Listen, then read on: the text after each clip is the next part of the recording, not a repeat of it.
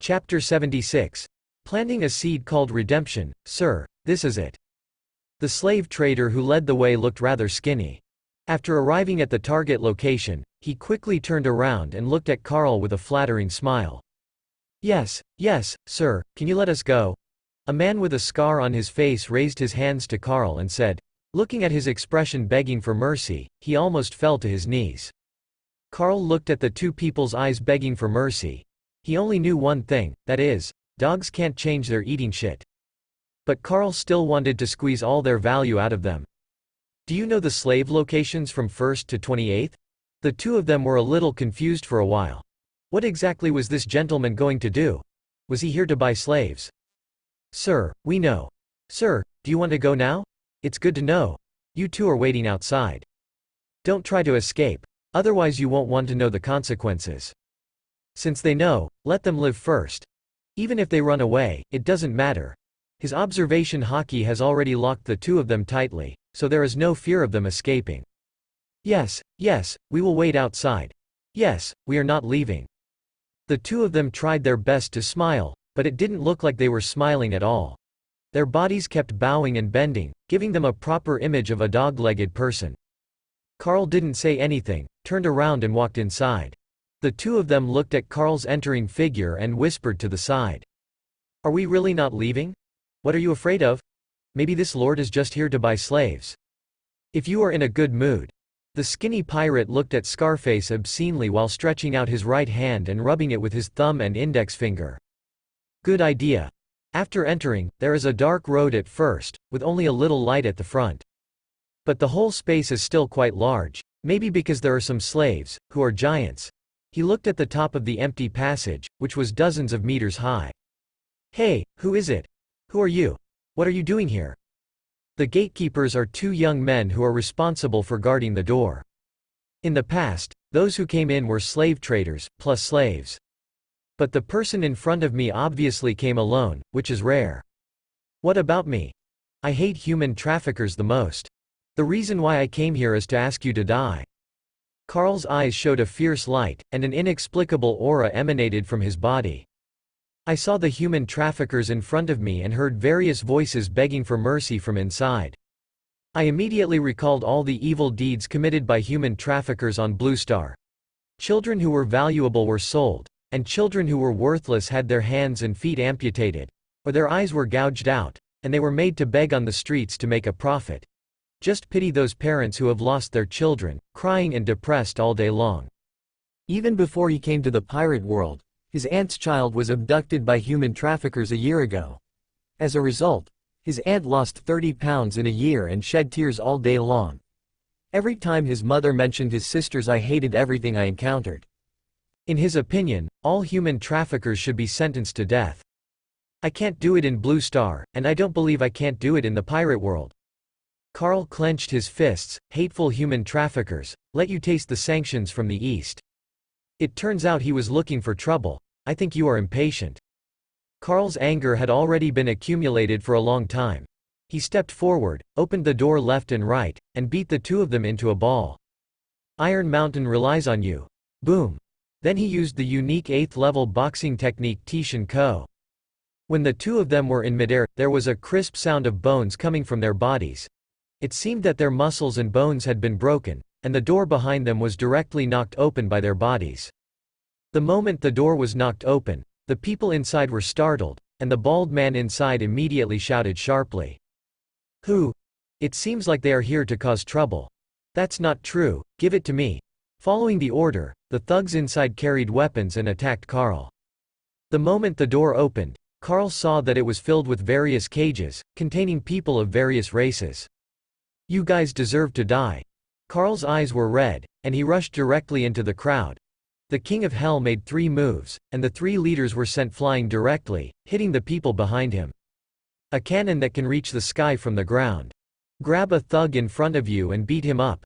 It wasn't until the limbs of the man in front of him drooped naturally and his breath was gone that the anger in his heart dissipated a little. Then he raised his head and looked at the people who were looking away. He opened his mouth and showed an excited smile. Bang! Ah! It's here, bang bang bang. Like a tiger entering a flock of sheep, the crazy killing began. Clouds of blood mist exploded, and for a moment the air seemed to be dyed blood red. His expression became more and more arrogant, and he fully demonstrated the ferocity of Baji-Quan. None of the people who fell to the ground had their bodies intact, and all of them were missing arms or legs. Seeing that they were unable to defeat him, some pirates turned around and picked up their guns. Unexpectedly, the warheads only touched Carl's skin and then fell to the ground. Seeing that the guns were useless, several thugs also called a cannon. Boom! Carl, on the other hand, didn't take the cannon seriously at all. He grabbed the cannonball with his right hand and felt the heat coming from the palm of his hand. With a glance, he saw several people operating the cannon, and then he was sent back to his original position like a shot put. Ah, run! Before the thugs had time to escape, the shells detonated the surrounding ammunition boxes. Several people were blown into the sky. Then a big explosion occurred, and almost no one survived in that area. Hello, Marine Branch? Yes, yes, yes, a person broke in here and killed many of my people. I hope you can come to support me. Please hurry up. The bald man hid aside and called the Marine Branch. Because the Marine Branch of the Sabodi archipelago is actually a lackey of the Celestial Dragons. After all, human trafficking is legal here. As soon as he put down the phone, he suddenly felt something was wrong. There was no sound in the scene, and the silence was a bit scary. He slowly looked down and saw that he was surrounded by a huge figure.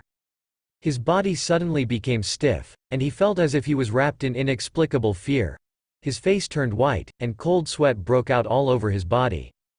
His head was like turning blocks, looking back again and again. Crunch. Why have you never seen me so handsome? I think back then I was punching Nanshan Nursing Home and kicking North Blue Kindergarten. What do you mean? The strong man had a frightened expression on his face, and a trace of doubt suddenly appeared on his face. Oh, yes, you wouldn't understand anyway. Carl was a little embarrassed, but he didn't expect to say these words casually. With his eyes focused, he instantly kicked out his right foot and kicked him away. Boom, click. The strong man's body smashed the wooden box behind him, and a large number of guns fell out from the wooden box. Ah, who are you? We are working for Lord Celestial Dragons, aren't you afraid of getting into trouble? The strong man was a little unwilling. He didn't expect that someone would dare to attack them. I should be considered a hero driven by interest. As for Celestial Dragons, if he dares to appear in front of me, I can guarantee that I will twist his head off and use it as a chamber pot. Carl leaned over and lowered his head to look at him. Looking at Carl's red eyes and feeling his strong oppressive momentum, the strong man couldn't help but swallow a mouthful of saliva. If you let me go, I will intercede with you in front of the Celestial Dragons, and nothing will happen to you. The strong man sat up reluctantly while holding on to the box behind him, and looked at Carl calmly. He thought Carl was just talking. So he wanted to try to move out of the Celestial Dragons to see if he could get Carl to let him go. After all, in his opinion, no one dared to ignore the Celestial Dragons. When Carl saw that he actually threatened him with Celestial Dragons again, a ball of anger surged in his heart, and the anger on his face was even more overflowing. He straightened up and gently raised his right foot. Stop bullshitting. There's no use keeping you anyway. No adults. Before the strong man could finish his words, Carl's right foot had already crushed his head, like a watermelon exploding. He raised his right leg and shook it hard, throwing off the bloodline on it. He looked around and saw that there were no living thugs around. As for the thousands of slaves of all kinds in cages of all sizes, they were so frightened by his momentum and bloody methods that they trembled and did not dare to look at him at all. When Carl saw this scene, the corners of his mouth twitched slightly. I didn't expect that I would appear to be a villain. But he also knew that he could not change the general environment. My name is Carl. He is the captain of the Rock's Pirate Division 6. I will open your cage. It's up to you how you escape later. If anyone wants to join my team, I'm waiting for you on the New World Beehive Island. Carl now particularly likes to plant different seeds everywhere to see if the fruits inside will be red or black when they take root and sprout. Chapter 77 The Last Island Number 1 When Carl walked out of Slave Warehouse Number 1, he looked out at the sunshine. I feel like my whole person has been lifted up instantly. I couldn't do it on Blue Star before, but here I can do whatever I want. As long as I am strong enough, I can do whatever I want. Carl lowered his head and saw the two traffickers leading the way. Let's go to the next one. The two people outside had long heard the screams inside, but they did not dare to leave at all. Because the stronger Carl showed his strength, the less they dared to leave here. For such a strong man, it couldn't be easier to find the two of them on an island. At this time, they would not be thinking about how to get rewards from Carl, but only think about surviving. Okay, sir, please come this way. Under the leadership of the two men, Carl arrived at slave station number 1 in just an hour. Because he was afraid that others would know his arrival, he left early and took the two men flying in the air, much faster than before. Of course, in order to prevent these two people from running away while he was doing his business, all their limbs were broken. Marine followed Carl's attack route and chased him slowly and urgently. They also had to deal with the mess left by Carl, commonly known as corpse collection, or floor washing, so the progress was much slower than Carl's. And most of the Marines don't want to go so fast, they also want to destroy the human trafficker's base. It's just that he is not strong enough, and now someone finally stands up. They will naturally give him more time to make trouble. Warehouse number 1. Looking at the huge warehouse in front of him, Carl was a little shocked. It seemed that the human traffickers were really lawless. Is this the last one? Yes, sir, this is the last one, and it is also the largest slave warehouse on the island. When you go to report to the King of Hell, you must remember to tell them personally that my name is Carl. Sir, what do you mean by this? The two people didn't understand it, but it didn't sound like a good thing. Don't worry, my technique is very fast and the whole process is painless. Pa. Carl only had time to see the confused expressions on their faces, and each of them waved their hands. Plop. Two headless bodies fell limply to the ground. The last level is over, and I feel the breath of the strong. It makes my blood boil. To be honest, those people before him did not make it easy for him to fight. He often fell down after 1 or 2 moves. It was that kind of feeling that he could obviously connect the moves together, but was forced to interrupt in the middle, which made him uncomfortable. Now he can finally find someone who can barely compete with him. Boom. Click. The same recipe, but there are no guards at the gate. When he attacked island number 25, he was already known to all the slave traders. Because the time was too short, most of the finances were not transferred at all, so they simply waited for his arrival. Moreover, many people believed that Carl was not very strong, so they summoned some people who were outside to come back and wanted to resist him. But what they never expected was that Carl was so powerful that they didn't even have a chance to send a signal. You are the mysterious man. We have been waiting for you for a long time. The long-haired middle-aged man headed by him is Anderson, the head of slave trading in Sabaody Archipelago, and he is very much appreciated by the celestial dragons. Kami. Anderson roared at Carr and then ordered his men to attack. You ignorant brat, do you know who is covering this place? It's Lord Celestial Dragons. There were not many words between them, and they already knew that he had already overturned all the previous warehouses. Carl looked at the people rushing towards him and made an 8-level punch. Snapped. Ah, you hit me. Shua. Carl rushed into the crowd and showed off all the moves of Bajiquan and Taijiquan. As expected, Kung Fu is the most powerful in close combat. It is indeed a killing skill proven by our ancestors. Although Carl was surrounded by crowds, he didn't panic at all. If his fists and feet touch others, they will either die or be maimed. In just 5 minutes, all the thugs fell to the ground.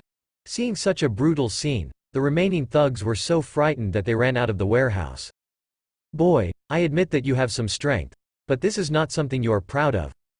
Who? Anderson's body swelled, covered with black fur, and his hands and feet stretched out sharp claws, transforming into an 8-meter-tall black bear. He felt the strength in his body, patted his chest, and yelled at Carl. Suffer death. It's interesting, he's still a zone fruit user. Carl is interested. Zone should be very resistant.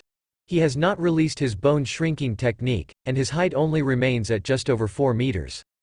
Whoosh. Carl took a step back when he saw Anderson's bear claw slap. Anderson was a little angry when he saw that the attack failed. He roared to the sky and rushed towards Carl with all 4 limbs on the ground. Tai Chi Cloud Show. Carl held the bear's head and turned him towards the other wall. Boom.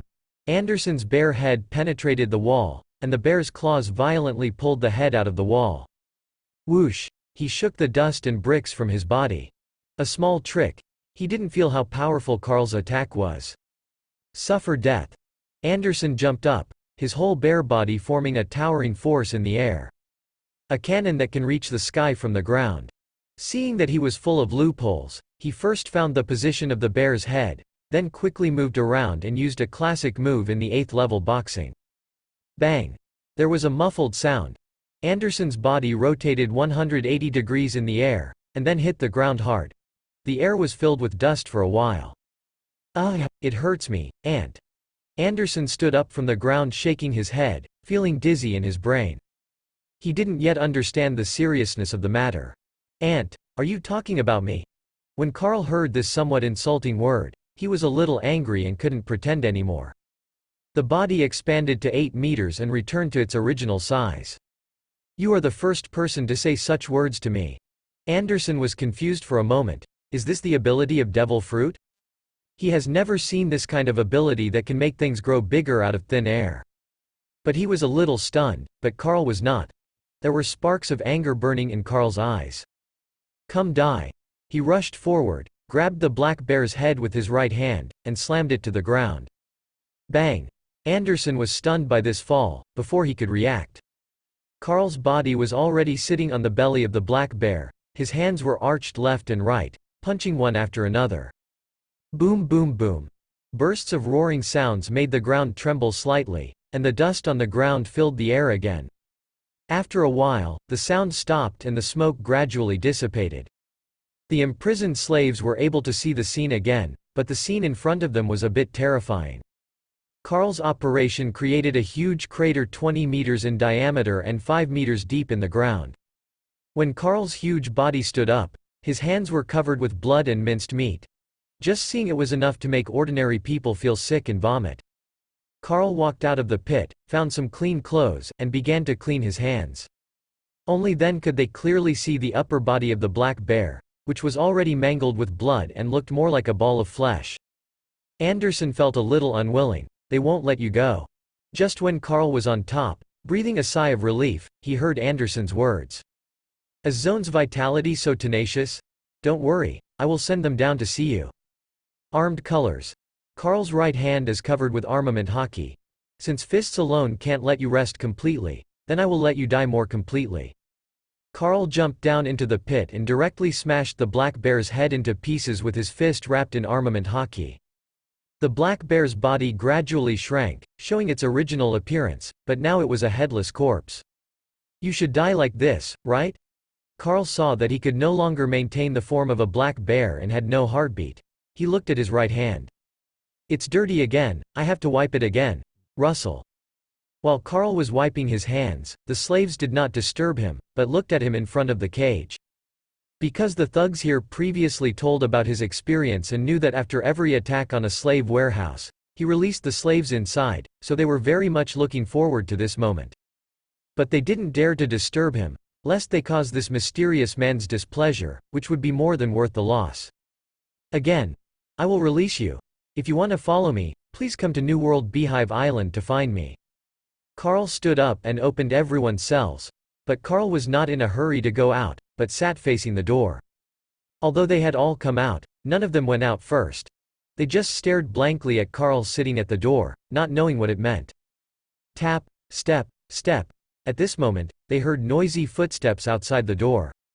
Stop. Everyone go back. Chapter 78 The Temporary End of Human Trafficking. Everyone quickly looked at the gate, and vaguely could see figures running towards this side. Then what came into view were hundreds of Marine soldiers. You must know that they were constantly rushing on the road. Every time they passed a destroyed warehouse, some people would be left to guard it. This resulted in that only one of the thousands of Marine soldiers was left. Hundreds are out. The leader was a middle-aged man with the vicissitudes of time on his face, wearing a cloak of justice and white gloves, and walked straight towards Carl.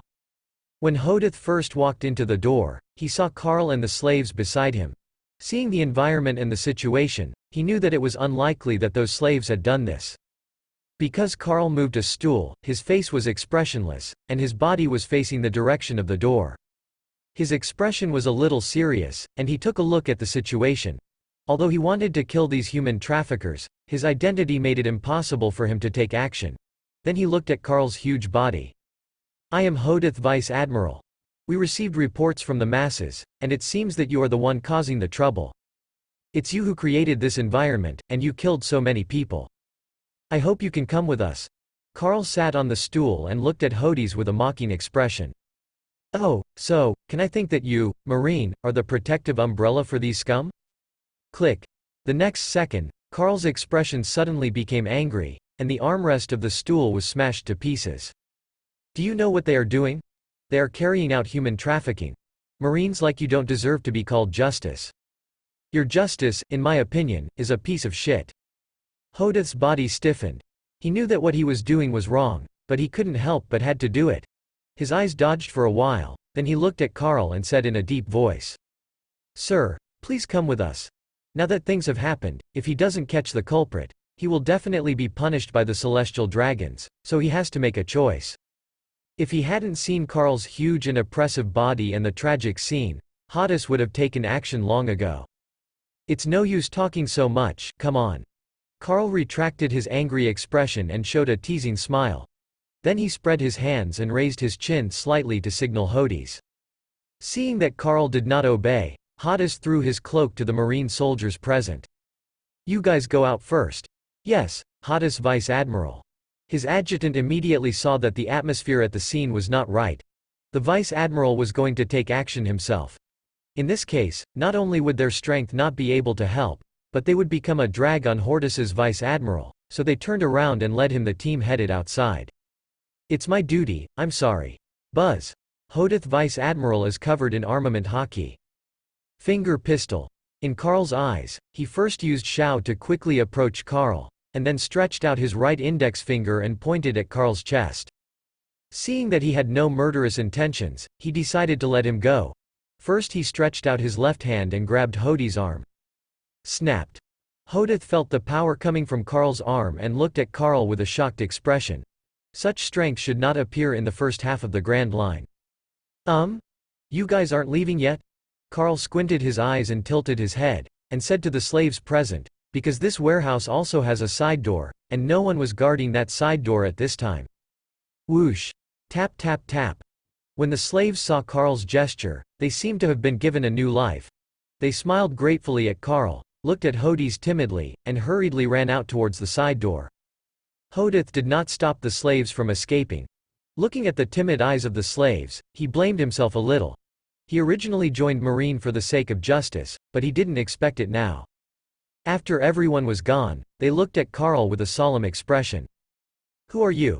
At this moment, electricity seemed to flash through Hodith's head. Rox D. Karl.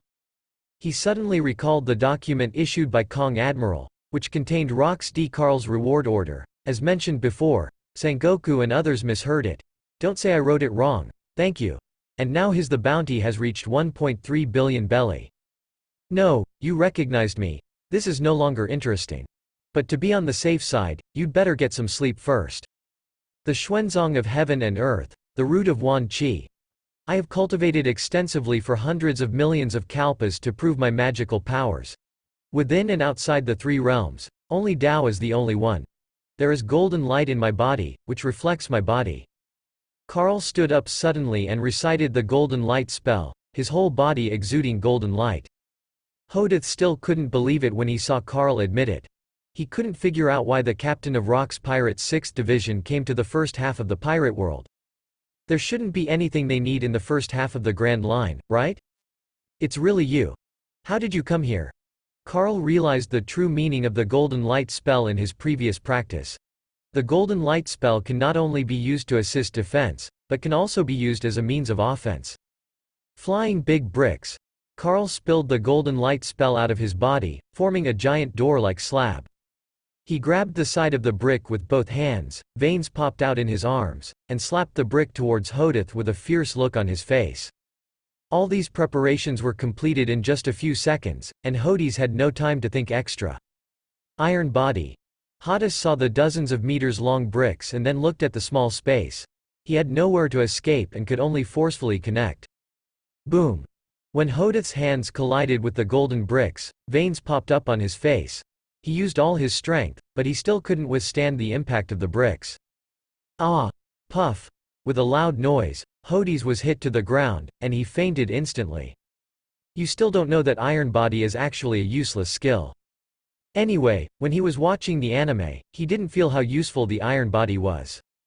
The weak can't block the attacks of the strong, and the strong don't need to. Instead, they feel a bit cumbersome. Carl looked at Hodies in the pit and scattered the golden bricks in his hands, but unexpectedly, the first thought in his mind was to hit the target. Forget it. Let's spare your life. He walked toward the door, and his faint voice echoed in the warehouse. I wonder if it's because I'm a little bloodthirsty. I think it's because I killed too many people. Tap tap tap. When the adjutant heard footsteps coming from inside, he immediately asked the Marines to raise their guns. Someone is coming out. Preparation. There's no need to waste your efforts on me. Your vice admiral is lying inside. If he doesn't go, I don't know if he's still alive. Before the adjutant could see who was coming out, Carl's voice had already come out. Put down the gun and follow me in. When the adjutant heard Carl's voice, he quickly asked the Marines to put down their guns, and then led everyone to rush inside. When he saw Carl on the way, he had an angry look on his face, but he still turned around and ran inside. They knew that not even Vice Admiral was a match, let alone them. Looking at the people walking inside, Carl stretched. Ah, it's already evening. Then I saw the sunset on the horizon, and the sky gradually darkened. He releases observation haki, senses his crew, and finds that he is the only one left on the island, while the others have returned to the Blue Dragon. In this case, let's quickly set off for New World. Carl first grinned at the sunset. Then he quickly rushed towards the Qinglong. But he didn't expect that today's kind deed would really help him in the future. Naval Headquarters Marshal's Office. The end of the year is coming soon, and the participating countries will start to pay the annual Heavenly Gold. The first half of the Sahai and Grand Line is okay, but the main problem is that some countries in the second half are worried. With the participation of Rock's Pirate, it may not be possible. It will go so smoothly. Bola, Hill turned to look at the contact bug of Sabo de Archipelago. Hey, is this Marshal Hill? Hodith Vice Admiral, what happened? You know, Hodith wouldn't call him for no reason. Report to Marshal Hill. Carl just appeared in Sabo de Archipelago. Destroyed the slave market number 1 to 29. Before Hodies could finish his words, Marshal Hill asked Hodies with a shocked look on his face. What are you serious about? Is he alone? He couldn't help but not think too much, because it was soon time to collect the gold from the sky. At this time, Carl suddenly appeared in Sabo de Archipelago. There is no guarantee that Rock's Pirate is not planning something, but there is no news from his insider. He is a man who came to destroy the slave market. But he is not alone. He is on a special ship that I have never seen before. There are about 7 or 8 members on board, and there is no reward. He stood high and looked at Carl in the distance, running towards a special ship. Okay, I get it. Marshal Hill immediately contacted his insider and asked Carl in Rock's Pirate what special mission he had. And whether Rox has any ideas for Sky Gold next. Because the previous New World had a 3-legged style, there would not be any major mistakes in the annual Tianshongjin. But this year is different. Rock's Pirate has dominated the second half of New World. There's no guarantee he won't have any ideas. Chapter 79 The Fishmen Island of Civil Strife. It's time to sail. When Carl saw the Qinglong, he shouted to everyone, and then jumped onto the ship with a sudden jump. Let's go, let's go. Just let me see what a fishman looks like. Fields took a long walk around the Sabo de Archipelago. I just didn't see the fishman. I looked a little depressed and at the same time I was a little curious about the fishman. As soon as Carl stood firm on the boat, his eyes suddenly looked towards a loft on the island. He saw at a glance that it was Hodith watching them. I don't know, is it right or wrong to let you go today? Davis heard Carl's muttering and walked forward, looking curiously in the direction where Carl was looking. What's right or wrong? Carl was startled and saw Davis standing beside him at some point. Ah, it's nothing, let's go. Carl withdrew his gaze and walked towards the middle of the deck. I hope you won't let the captain have any regrets, otherwise I will deal with you personally. Davis used the color of knowledge, looked at Hodies in the distance, and then looked at Carl's back. Wow, so beautiful. As the boat entered the depths of the sea, There was still light at first, so it looked very beautiful. All kinds of fish were swimming freely. Jennifer immediately took out the camera to record it. What's so good about this? Noti disapproved because he felt that he had reached a ceiling after the physical training was almost complete. However, after Carl's guidance, he moved the training venue to the sea, so this kind of scene has long been accustomed to it. HMPH, I need you to take care of it. Jennifer said she didn't want to pay attention to him and ran to the other side to take pictures with her camera. I wonder how the fish here tastes. Smith leaned on the fence on the second floor and lit a cigarette melancholy. Because of considering Carl's true body shape and the height of Noti and others. So the entire ship is about 222 meters long, 60 meters wide, 35 meters high, and has a floor of 10 meters. On the 2 floors above the deck, there are dozens of multifunctional rooms such as the captain's lounge, restaurant, conference room, laboratory, medical room and so on. The bottom floor is a room for storing various supplies, and the second to third floors are bedrooms and bathrooms. It consists of 25-80 square meter single rooms and bunk beds that can accommodate 200 people. As for why such a large ship can operate normally with only a few people, it is also thanks to the help of the Mo family's mechanical skills. As the ship dived, the surrounding water began to turn dark, with only a little light on the ship, making it possible to barely see the surroundings. No, why is it so dark? Jennifer was happily taking photos everywhere just now. But now she was hiding at the door of the cabin, sticking her head out and looking out cautiously. What will happen if this bubble bursts? What will happen if this bubble bursts? Brown looked curious and touched the golden film outside the cabin with his hand. Noti scratched his head first, and then gave an affirmative answer. Well, maybe we will be buried under the sea, ha ha ha. Ah, no, I haven't lived enough yet. When Jennifer heard what Noti said, she was so frightened that she quickly ran behind Davis, because in her opinion, Davis could take her out if the bubble burst. Ha ha. Brown, don't scare him. If we can't reach the bottom of the sea safely with our strength. Not many people can make it to New World. Carl first smiled on the side, then looked at everyone and said affirmatively. But fortunately, they did not encounter huge sea kings to attack along the way. Isn't that a little bright? That's the Fishman Island. Just when everyone was feeling a little bored, Hunter stood on the watchtower on the bow of the ship and looked at the faint light emitting from the bottom of the sea. Where? Brown was the first to run to the fence. Although he had been to New World many times, he had never been to the Fishman Island. Is this enough? Let me experience the difference between Fishman karate and 8-level boxing. Because of Fields's martial artistic nature, Carl taught him many different boxing techniques, but he was only too fond of level 8 boxing. In his opinion, level 8 boxing was the most lethal kung fu in his opinion. Let me see. Jennifer was no longer afraid at this time, even though she was the last one to run over. But she was also curious about the medical skills of the Fishman Island and wanted to discuss it with the Fishman doctor. Carl was sitting on the throne on the deck. This was a throne he specially designed for himself. There were many buttons on it associated with many functions. Because he has arrived in the New World and doesn't have to worry about being discovered by Marine, he is not using the bone shrinking technique now. He could clearly see the Fishman Island in the distance, while stroking the white tiger's hair with his right hand. In the next second, Davis and the others showed vigilant expressions. After all, in their perception, a group of people swam towards them in the distance. Is it Mr. Carl? It seems to be Mr. Carl. Hearing the sound, they lowered their guard and looked at Carl at the same time. Carl looked at everyone's confused eyes.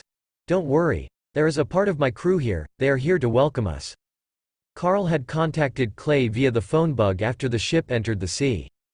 Because the Fishman Island is a battleground, although Carl has great ideas about it, now is not the time after all, so he has laid out a lot of secret moves on the Fishman Island. Lord Carl, I am Cilia. Welcome Lord Carl to the Fishman Island. A small group of Murlocs swam forward and back, and Cilia, a tiger shark clan, looked at Carl and said respectfully. He knew that precisely because of Carl's help, everyone in Fishman Street could no longer suffer from hunger, war, and chaos. Therefore, everyone in Fishman Street is very grateful to Lord Carl for his help. Even when he came to greet Carl this time, it was Cilia who was selected from among the other fishmen. Carl looked at Cilia and nodded to him. lead the way." Cilia looked extremely excited when he saw Carl nodding to him. Carl was now their idol.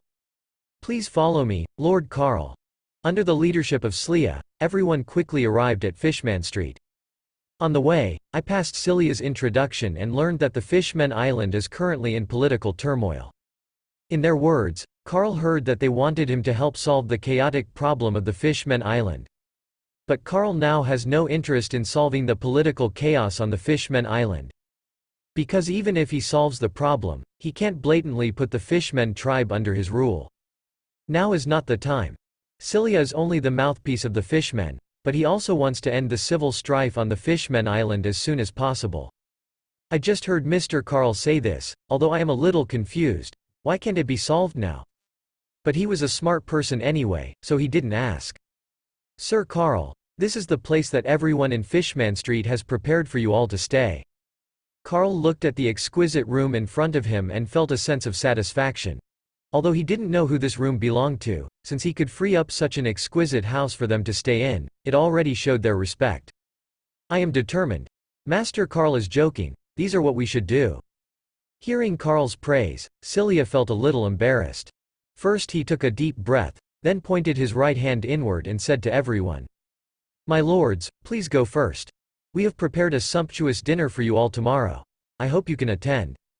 After Cilia finished speaking, he waited for the reply from Carl and others with some anxiety. "Yes, we will participate." After receiving Carl's affirmative answer, Cilia put down the stone in her heart and showed a relaxed look on her face. "I will come over in person to inform you all at that time, so I will take my leave now." Cilia then led the team members in another direction at high speed, presumably to report to other fishmen. Tap tap tap. After watching Cilia go away, Carl looked at Davis and the others. "Okay, one room per person. We'll take a day off here. Leave on time the day after tomorrow morning." Because it was already evening when the boat dived, it was already late at night when they arrived at the Fishmen Island. "Except for attending the banquet tomorrow, you can allocate the rest of your time on your own." "Oh yeah. Miss Fishman tribe, I'm here." After hearing Carl's reply, Brown was the first to rush into the room. He wanted to pack his bags immediately and go out on a date with the beautiful Fishman girl. Seeing Brown's anxious look, others showed expressions Ha ha ha. Brown is really impatient. Then Carl walked into the room for the second time, and everyone behind him also walked inside after seeing this. "Then I'll see you all tomorrow. See you tomorrow." Chapter 80 Sudden battle. Just as everyone and Carl fell into a deep sleep, the phone suddenly rang in New World Sengoku's office. Bola. "Hey, is this Marshall Hill? What, is it true?" "Okay, don't worry, Marshall Hill. Bah. I didn't expect Carl to be at the Fishmen Island now." After being informed by Marshall Hill, Sengoku learned that Carl was currently at the Fishmen Island. "Although I don't know what its specific purpose is, it will soon pass through his and Garp's defense area. I hope they can pay attention to avoid excessive losses." So Sengoku didn't think much and immediately called Garp. Garp was a little disapproving after receiving the news. He believed that Carl would not attack the Marine branch of New World. But he still made his subordinates more vigilant. Early the next morning, Carl sat up from the coral bed, released observation haki, and looked stunned. In his perception, Davis and the others were no longer there, which meant that Carl was the only one left in this house. "You are in a hurry." In fact, Brown went out immediately after coming in to clean up yesterday. Obviously, Brown was the first person to stay up all night. The others should have gone out today. Carl walked out of the room and walked towards Coral Hill. Although the Fishmen Island is now in political turmoil, Coral Hill is still one of the most prosperous harbor towns in the Fishmen Island. In the original work, Sanjishi completed his blood transfusion here, and the famous Mermaid Cafe is also here. Ouch! That person is so tall. Carl's 8-meter-tall body aroused a series of exclamations from everyone as he walked on this street. There are many humans and mermaids bargaining on the streets. Because the Fishmen Island has specialties, many humans will buy various specialties at the Fishmen Island at low prices and transport them to the sea to sell to the major kingdoms. Nobles obtain huge profits. And there are many mermaids hiding among these people. "Sir, would you like to buy one? You can give it to your lover. It's very cheap, only 50 belly." Carl followed the voice and lowered his head to see a mermaid girl who was over 1 meter tall. She was holding a purple flower that was taller than her. It exuded a charming fragrance. This flower was unique to the seabed. This flower is called Poseidon's love, and it grows next to the giant sea kings. It is said that if two mermaids fall in love under the sea, if they can find this flower and propose, they will receive the blessing of Poseidon, making their marriage unbreakable. May I have your name? After taking the flower, he smelled it and thought that since he hadn't brought a gift to Linlin yet, he could give this flower to her. My name is Leah. Carl squatted down, gave Leah a gold coin worth 500 Baileys, then stood up and continued walking forward. No, here you go. Then this flower belongs to me now. Sir, you gave too much. Leah looked at Carl's huge body and felt a little scared, but her mother had taught her not to charge extra money at will. Don't worry, I'll treat it as a reward. When Carl heard Leah's words, he didn't look back, he just waved his hand, and then strode forward. Although there are fishmen of 7 or 8 meters in height on the Fishmen Island, this is the first time they have seen such a tall human being, so they all keep a certain distance from Carl. Carl didn't care, but strolled around the street and bought some specialties. Boom! Bang! Just then, he heard a huge noise in the distance. Iron Mountain relies on you. He didn't pay attention to it at first, but when he heard these familiar words, he immediately dropped some Baileys under the stall in front of him, and ran towards it with the things in his hands. Hey, sir, no need for so much. The old woman at the stall saw Carl leaving so many Baileys behind, and immediately stood up and called him to stop, but he ignored her and left even faster. Boom! Fishman Karate, 5,000-watt main fist. Carl ran quickly on the road and heard increasingly clear sounds in his ears. It's no tea. The reason why Carl ran so fast was because he was worried about the mysterious forces on the Fishmen Island. After all, this is not the original work, this is reality. He does not believe that the Fishmen Island has not had his so-called strong man for such a long time. Moreover, the physical strength of fishmen is naturally stronger than that of most humans, especially some ancient fishmen, who may be able to reach Commodore-level strength just after birth. If he only thinks that all the forces that appear in the original work are all the forces, then that's only if he has a funny brain. Snapped. Wow! Whoosh! As Carl passed through a piece of coral, he saw the scene in front of him clearly. Noti fought with a strange fishman who was about the same size as him but was covered in muscles. But looking at Noti, who fell to the ground, and the pool of bloodline in front of him, obviously, Noti was no match for this strange fishman. But he didn't step forward to stop them. On the one hand, it was because they needed to have many evenly matched battles, and on the other hand, because according to his perception, Noti was not seriously injured. Tap tap tap. Whizzing. Stop, don't go there yet. Hearing the sound coming from behind, Carl turned his head and looked. It was Davis and others who stopped everyone first. Nuoti is not seriously injured. It is not easy to meet someone who is stronger than him, but not too much stronger. It can give him a little more practical experience. When Davis and others heard what Carl said, they also put down the solemn expressions on their faces. Then everyone found a place to hug their chests or sit, watching the scene in front of them. In fact, he had discovered this problem a long time ago. Because their strength grew too fast, they could not find any opponents in the world who could fight. Therefore, they must find ways to increase their practical experience, because in the new world, various abilities emerge endlessly, and if you are not careful, you may lose your life at any time.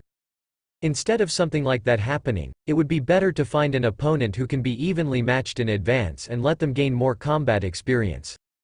Noti quickly stood up, first wiped the bloodline from the corner of his mouth, with a solemn expression, and made the attack gesture of Bajikwan. Your strength is really good. Let's come again. Murloc Karate, 8,000 tiles collapse the mountain. The strange fishman directly used a move to reply to Nuoti. Shoot the cannon into the sky. Noti first blocked with his left hand, then swung his right elbow and hit the fishman's tinling cap. The fishman's reaction was not slow either, and he raised his left hand to block. The next moment their elbows touched. Boom! A muffled sound came out. Whoosh! Noti saw that the attack was blocked, and without hesitation, he immediately raised his right foot and kicked the fishman's left knee with his toes like lightning. The fishman didn't have time to block for a moment, so he opened his right hand and slapped Noti's left face. Crack. Clang. The two of them flew to the left and right at the same time. Boom. Nuodi's body was embedded in a reef, and the left side of his face instantly bulged into a big bump, but he ignored it. The fishman knocked down a large piece of coral, and the knee of his left leg was already red. However, the two men were not seriously injured. After standing up, they rushed towards each other at the same time. Bang! The two fought again the next moment. How long will they be beaten like this? Jennifer was beside him, and he was a little tired of his eyesight. Fields gave a pertinent answer on the sidelines, because apart from Carl, he was the only one who had the most say. After all, he and Noti are both physical arts masters, and they also know Noti's physical strength and fighting ability very clearly.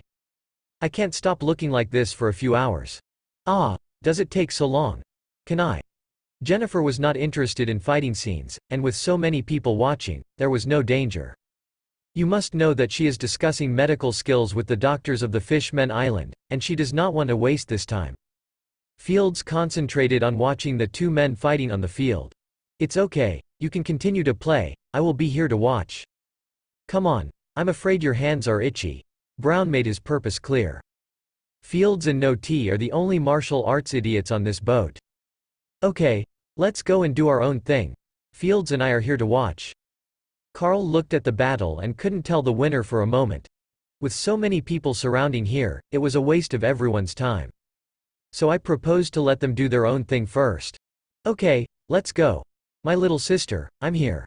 Brown was still the same. He was the first to follow the whistle and walk towards the Fishmen Island. Then several people also left one after another. The only three people left at the scene were Davis, Fields and Carr. The three of them looked at each other and smiled. They were all afraid that Nuoti would be in danger, so they stayed here.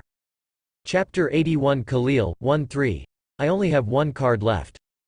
The three of them looked at Nuoti and couldn't decide the outcome for the time being. Davis took a deck of cards from his pocket. Several people sat on the ground and started a landlord fight on the ground. This Carl is the landlord.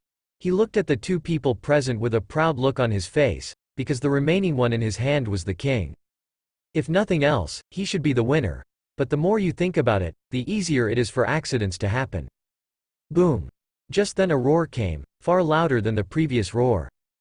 Davis immediately inserted the card in his hand into the many playing cards, stood up, and looked towards the middle of the battlefield. The battle between Noti and the fishman was obviously over. When Carl saw this, he did not blame him. Instead, he threw the playing cards on the ground and stood up to look at the middle of the battlefield. After all, compared to the importance of his companions, the weight of playing cards was far less than 1/10,000th. As the smoke dissipated, it could be clearly seen that an irregular oval appeared in the middle of the battlefield. Noti and the fishman were lying on both sides of the ground, surrounded by scarlet blood. The battle is over. The three of Carl walked towards Nuoti together and looked at the scars on Nuoti's body. Fortunately, the injuries were not too serious. Tap tap tap. Noti looked a little confused because of the collision just now, but when he heard footsteps, he turned around and saw Carl and the others walking towards him. Captain, why are you here? Noti didn't find Carl and others hiding among the corals during the battle, so now he has some doubts. Seeing that nothing happened to him, Carl turned to look at the fishman opposite. I've been here a long time ago, can you get up? Noti nodded, sat up on his own, and then stood up with the help of Fields. Although there was severe pain in his body, he could still move freely, and apparently no bones were injured. It doesn't look like a big problem. Your injury is not serious, so don't waste it. Don't worry, Captain Carl. Each of them had the rejuvenation pill given by Carl. Noti also knew that his body was not seriously injured, so there was no need to waste this pill. Save the elixir for use in more emergencies. Then Carl had some doubts, because looking at the fishman in front of him, he couldn't find anything similar to the fishman in Fishman Street. Who is he? How did you two meet? Not very clear. I came here just to experience the pressure from the deep sea. Unexpectedly, I happened to see him training here too. So the two of us fight here in the name of discussion. When Carl heard Noti's reply, he immediately guessed that the fishman in front of him must also be a martial arts fanatic. After all, the fight between the two did not involve a fatal blow, but more like a sparring match. Noti saw that the fishman opposite showed no sign of sitting up, thinking that he was dying, and quickly shouted to him. "Hey, are you still alive? Don't worry, you won't die." The fishman opposite heard Nuoti's call, struggled a few times, and slowly sat up. He looked at Noti and expressed his appreciation. "You are the first human being I have met who can fight like this." Noti felt a little proud when he heard his praise, but he still quickly refuted his words. After all, the two people next to him were much stronger than him. "That's because you have little knowledge. There are countless people like me on the sea." This strange fishman was a little shocked, because he had been deep under the sea since he was born, and his family had always lived in the dark seabed, without seeing the sun all day long. In fact, he didn't know that the sea area where his family lived was actually opened up by the Fishmen Island for them to live in. Because their character was too fierce and bloodthirsty, it would affect the normal order on the Fishmen Island. Then the sea area is also called the Invisible Cell, and there are all kinds of ferocious fishmen in it. Real or fake? Shouldn't the bodies of human beings be weak and weak? He had seen humans on the Fishmen Island, and no human race could bring him a fatal sense of crisis. "Don't you know this? You look like a country bumpkin. My Captain Carl." Noti pointed at Carl. "He is a very powerful person, and he dare not say that he is the most powerful person in the human race." He looked at this strange fishman with a look of disbelief. Carl smiled. The next moment, Carl released the murderous intention in his heart, which was mixed with conqueror's haki and enveloped the fishman, but he only released it for a second, and then immediately withdrew it. Well, the fishman immediately felt a sense of fatal fear. Although it was only for a short moment, he felt the threat of death at that moment. Ha! Ha! He lowered his head, put his hands on the ground, and breathed heavily. After briefly relaxing, he raised his pale face and looked at Carl. "You are a strong person that I have never seen before. It seems that I am really ignorant." Carl actually guessed his identity somewhat. After all, it is impossible for the mermaids or fishmen living on the Fishmen Island not to know that the most powerful force in the sea is human beings. Seeing that this fishman was not very old at all, but his strength was already approaching the peak of vice admiral, he had the idea of conquering him. He wanted to conquer the family behind this fishman. "How about it? Are you interested in fighting a real strong player?" Carl knew that the easiest way to lure a martial arts idiot onto the ship was to allow him to meet a stronger opponent. This is an offer that no martial artist can refuse. As expected, the fishman heard Carl's seductive words and looked at Carl with excitement. "Can I? Of course if you want. Okay, then please take me to see the style of a stronger person." Carl looked at the excited fishman. "May I have your name?" "I am a fishman from the Azure Dragon clan, Halil." "Okay, then come to sea with me. Let me show you what a battle between top experts is like." Carl helped him up, and then everyone walked to the temporary foothold. After careful questioning by Carl on the way, it turned out that Halil came from the prison where he was exiled. It's just that the locals don't call them that. In their opinion, they made a deal with the Emperor of the Fishmen Island, and since they moved to that sea area, they can release their nature anytime and anywhere without any restrictions. I can only say that benevolence sees benevolence and wisdom sees wisdom.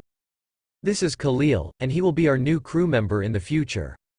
After Carl returned to the cabin, he first gathered the people together and then introduced Khalil to them. Although Carl has some special purposes for recruiting Khalil into the team, it is undeniable that as long as he joins his team, Carl will regard him as a true friend. Afterwards, under the leadership of Brown, everyone had fun around the Fishmen Island. The reason why Brown took them was because Brown completed a special ritual with the mermaids here, and after communicating, he learned about the fun things on the Fishmen Island. At night, everyone returned to their place of residence. A short Murloc from the Seahorse tribe ran up to Cilia. He was responsible for keeping watch. When he noticed that Carl and his group were coming this way, he immediately came to report to Shaw. "Lord Carl is back. Thanks for your hard work." Cilia stood up from the stool at the door and walked towards the direction where Carl came from. First, he put his right hand on his chest and bowed slightly. This was also the etiquette of the fishmen. "Master Carl, the dinner has been prepared for you." Carl glanced at Davis first, and Davis immediately understood and took the items that everyone was carrying into the room. Seeing this situation, Cilia did not rush, but stood quietly and waited. "Lead the way." When Carl saw Davis coming out of the door, he looked at Slia. "This way please." Chapter 82 Temporary Solution to the Fishmen Tribe. Cilia didn't want to waste any time. He immediately began to lead the way for everyone. He needed to speed up his pace. Cilia had been waiting there for a long time. Although he was a little anxious, all his uneasiness disappeared as soon as he saw Carl.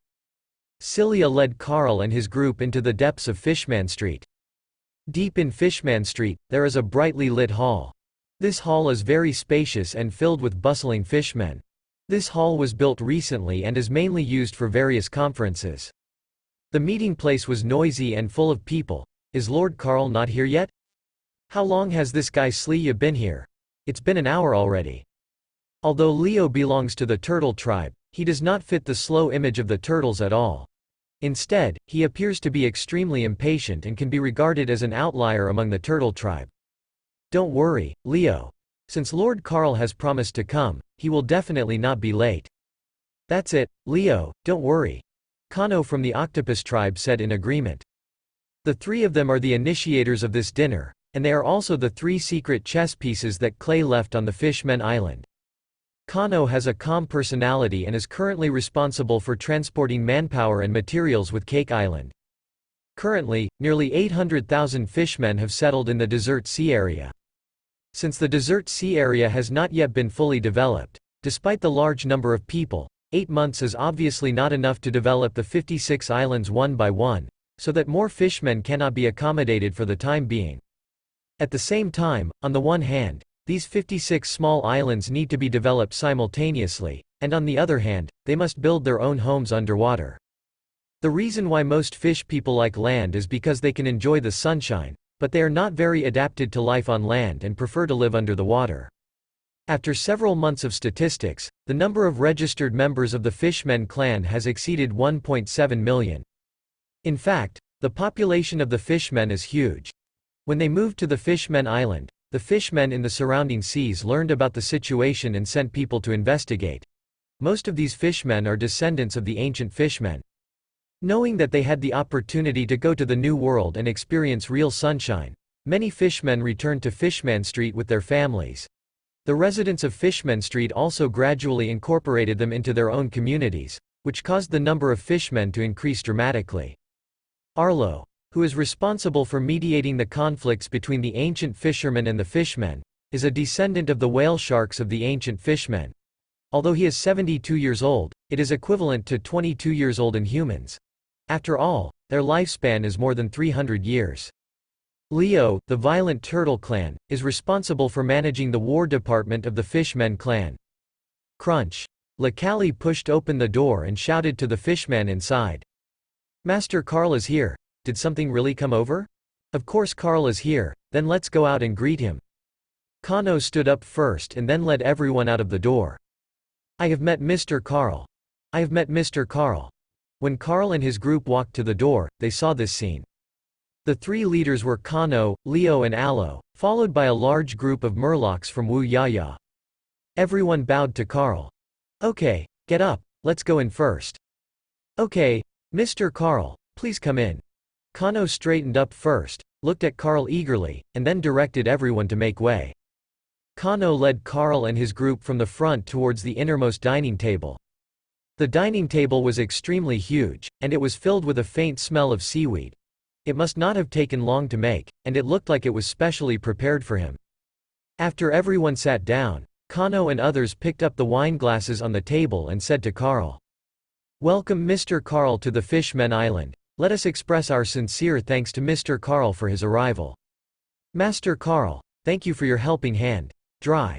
The hundreds of fishmen present stood up, picked up their wine glasses and shouted, "Dry. Thank you for your hospitality. Cheers." Ping. After everyone clinked their wine glasses together, they raised their heads and drank the full glass of wine completely. Master Carl, please sit down. Okay, do it all. Looking at Kano's sincere eyes, Carl first ordered everyone present to sit down, and then he sat down. Without any unnecessary introduction, the dinner began, although it seemed a bit hasty. Had a few quick bites at the dining table. Carl noticed the hesitant expressions of several people. He knew that this dinner was not simple, but he had already been mentally prepared, otherwise he would not have come to the banquet. If you have anything to say, just say it. Carl smiled first, and then looked at Kano. He put a small fish into his mouth and said while chewing it. Kano and others looked at each other. After looking at each other, Kano was the first to speak. Sir Carl, that's the case. We also know that it is inappropriate to ask you to help us end the civil strife in the Fishmen Island, so we are talking about another thing. Carl looked thoughtful. He also only thought that he was asked to solve the civil strife in the Fishmen Island. After all, he had a general understanding of the current situation on the Fishmen Island. The civil unrest has become serious enough to affect the normal operation of Fishman Street. Many fishmen were even captured into adulthood, but he didn't expect it to be something else. So I also want to hear what is more important than this matter. Davis and others also put down their chopsticks and looked at Kano. Continue. Kano looked at everyone's eyes, swallowed lightly, and said slowly. We want to know how many fishmen can survive in Mr. Carl's desert sea? We can't change the civil strife on the Fishmen Island. We just want to seek a safer future for the fishmen. So I want to beg Mr. Carl here, can you accept more fishmen? Carl did not reply immediately. He looked around and found hundreds of fishmen of different races on the field. He immediately felt something was wrong. Under his careful observation, he found that all the fishmen present looked very calm and mature. And there is obviously one representative for each race. This is not like a so-called gathering, but more like a meeting. But he knew that he couldn't lose the trust he had in the fishmen. The implementation of many of his subsequent plans will require the use of fishmen. He looked back and looked at Kano, because he knew that Kano was the person in charge of registering the number of fishmen. Are you representatives of various races? Seeing the fishmen present nodding silently, I had an idea in my mind. I probably know your situation. Approximately how many tribesmen do you have now? There are 1.75 million people in total. There are currently 800,000 fishmen in the desert sea area. There are still 950,000 fishmen here on the Fishmen Island. After Kano finished speaking, the fishmen present all looked at Carl with expectant eyes. They wanted to hear better news from Carl. The quantity is a bit large. I can't give you a guarantee. The current desert sea cannot accommodate these people. But don't worry, in a few years, after the islands in the desert sea are fully developed, they should be able to accommodate you. Everyone breathed a sigh of relief when they heard Carl's affirmative words. In their opinion, as long as Carl promised them to go there, they didn't care about the next few years. Eat, eat. After everyone heard the good news, they laughed heartily and came over to toast Carl. After a short toast session, Kano and others had a careful chat with Carl at the dinner table about how to handle the situation. Because there are too many fishmen, people's livelihood, environment, and housing issues all need to be resolved one by one. Chapter 83 returned to New World after the dinner. Among the group of people present, except Davis and Fields Brown who were not drunk, everyone else was very drunk. The fish people are very welcoming, so everyone can't help but drink too much. Of course, Carl was not drunk, and several people took Thompson and others back to where they lived. Hunter, you are dead. Brown looked at Hunter with disgust, and threw Hunter directly on the bed without ceremony. Phew, I'm exhausted. After Brown threw Hunter on the bed, he breathed out a breath of alcohol. He closed his door and turned around to see Carl in the corridor. He immediately walked towards Carl, rubbing his hands and smiling flatteringly.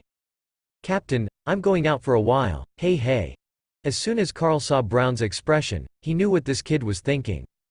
I know, please remember to come back tomorrow morning. Don't worry, Captain, I'll be on time. Brown smiled and ran out of the door quickly, waving his right hand behind him vigorously. Then he disappeared into the night, obviously going to say goodbye to his little sister. You should also go to bed early. Don't worry, Captain. Yeah, we can't all be drunk, right? Davis touched the pistol in his waist. They knew Carl's situation. So there is no deputy captain on this ship, but Davis is the default deputy captain in everyone's mind. Early the next morning, everyone woke up with a scream. I'm furious. I haven't met the fishman lady yet. Although Smith is a chef, it doesn't mean that he doesn't want to have a night full of ambiguity with his fishman sister.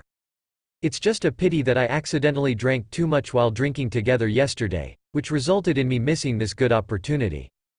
Noti had already packed up and heard Smith's roar. Walking to his door, he raised his fist and said proudly to him, "What's the use of those? They're worse than my fists. I won't talk to you." Smith looked at Noti and rolled his eyes angrily.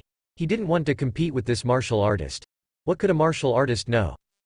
"Get up quickly, pack up, and get ready to go. Okay, it's time to set sail."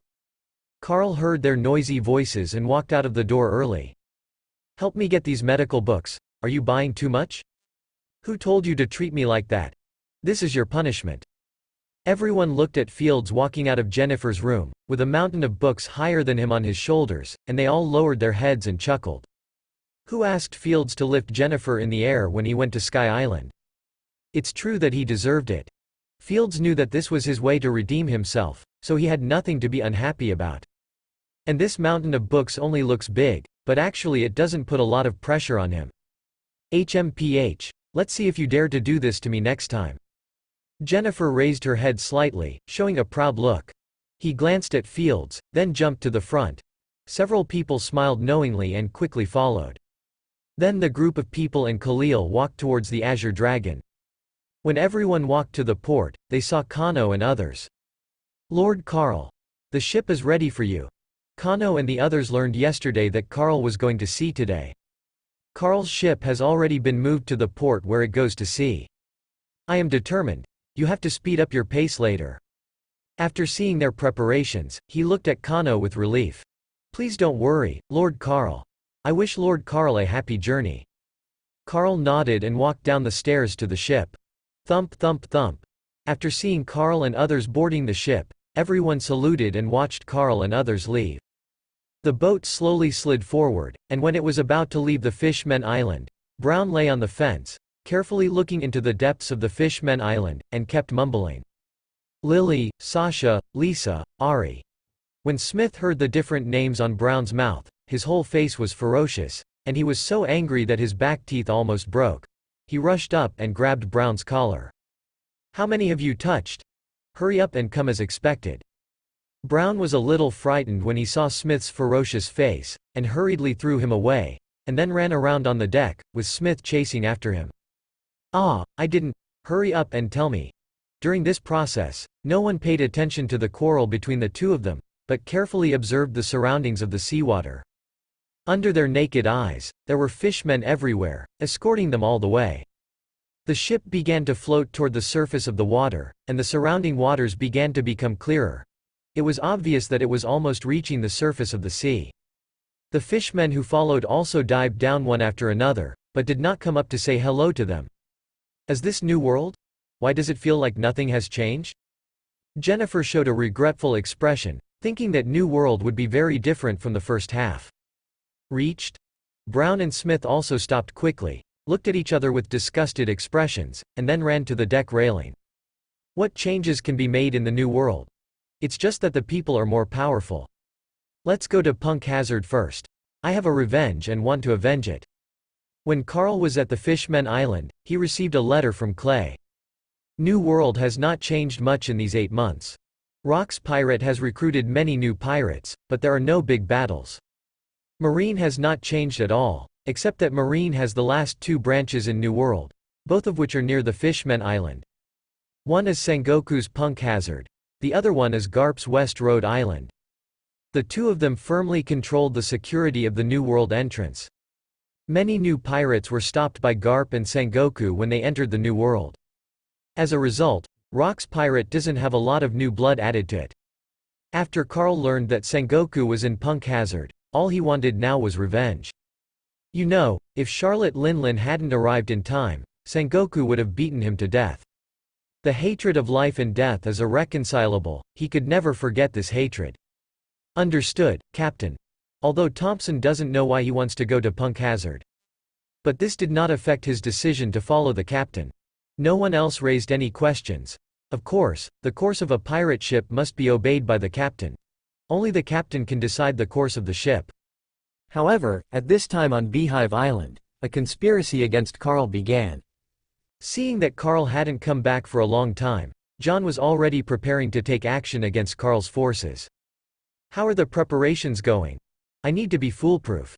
The first people John focused on were Long Yi and Long When Cal hadn't been seen on Beehive Island for months, he had sensed something was wrong. Thinking that an opportunity might have come, he has been sending people to pay attention to the whereabouts of Long Yi and Long According to his observation, Long Yi and Long purchased various slaves in the market on Beehive Island almost every day. And most of them are children, and only a few are from various rare races. Although I don't know where their money comes from, what exactly do they want to buy so many children? However, this also gave John the opportunity to take action. Please rest assured, Lord John. Guaranteed to be foolproof. Ari was one of John's loyal men. They planned to take action when Long Yi and Long were on their way back to their base. Because Carl's station was far away from the market, they started in the middle without anyone noticing. It's just that one section passes through Charlotte Linlin's residence. They didn't know about Carl's relationship with Charlotte Linlin. So much so that he made a big mistake. Chapter 84 Meeting Sengoku again. While John and others were secretly planning, Carl and his party had also arrived near Punk Hazard. Sengoku, I look forward to seeing you again. What do you say, Captain? Getting closer to Punk Hazard. Davis and others had already discovered that this was a marine base. That's how we learned about Carl's purpose, because when pirates come to marine base, they obviously don't come to drink tea as guests. This is my personal grudge, you don't need to do anything.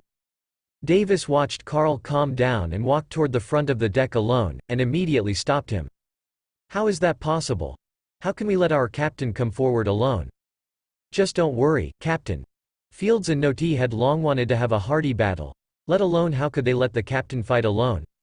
Well, come on, Captain. Finally, Jennifer is cheering everyone on.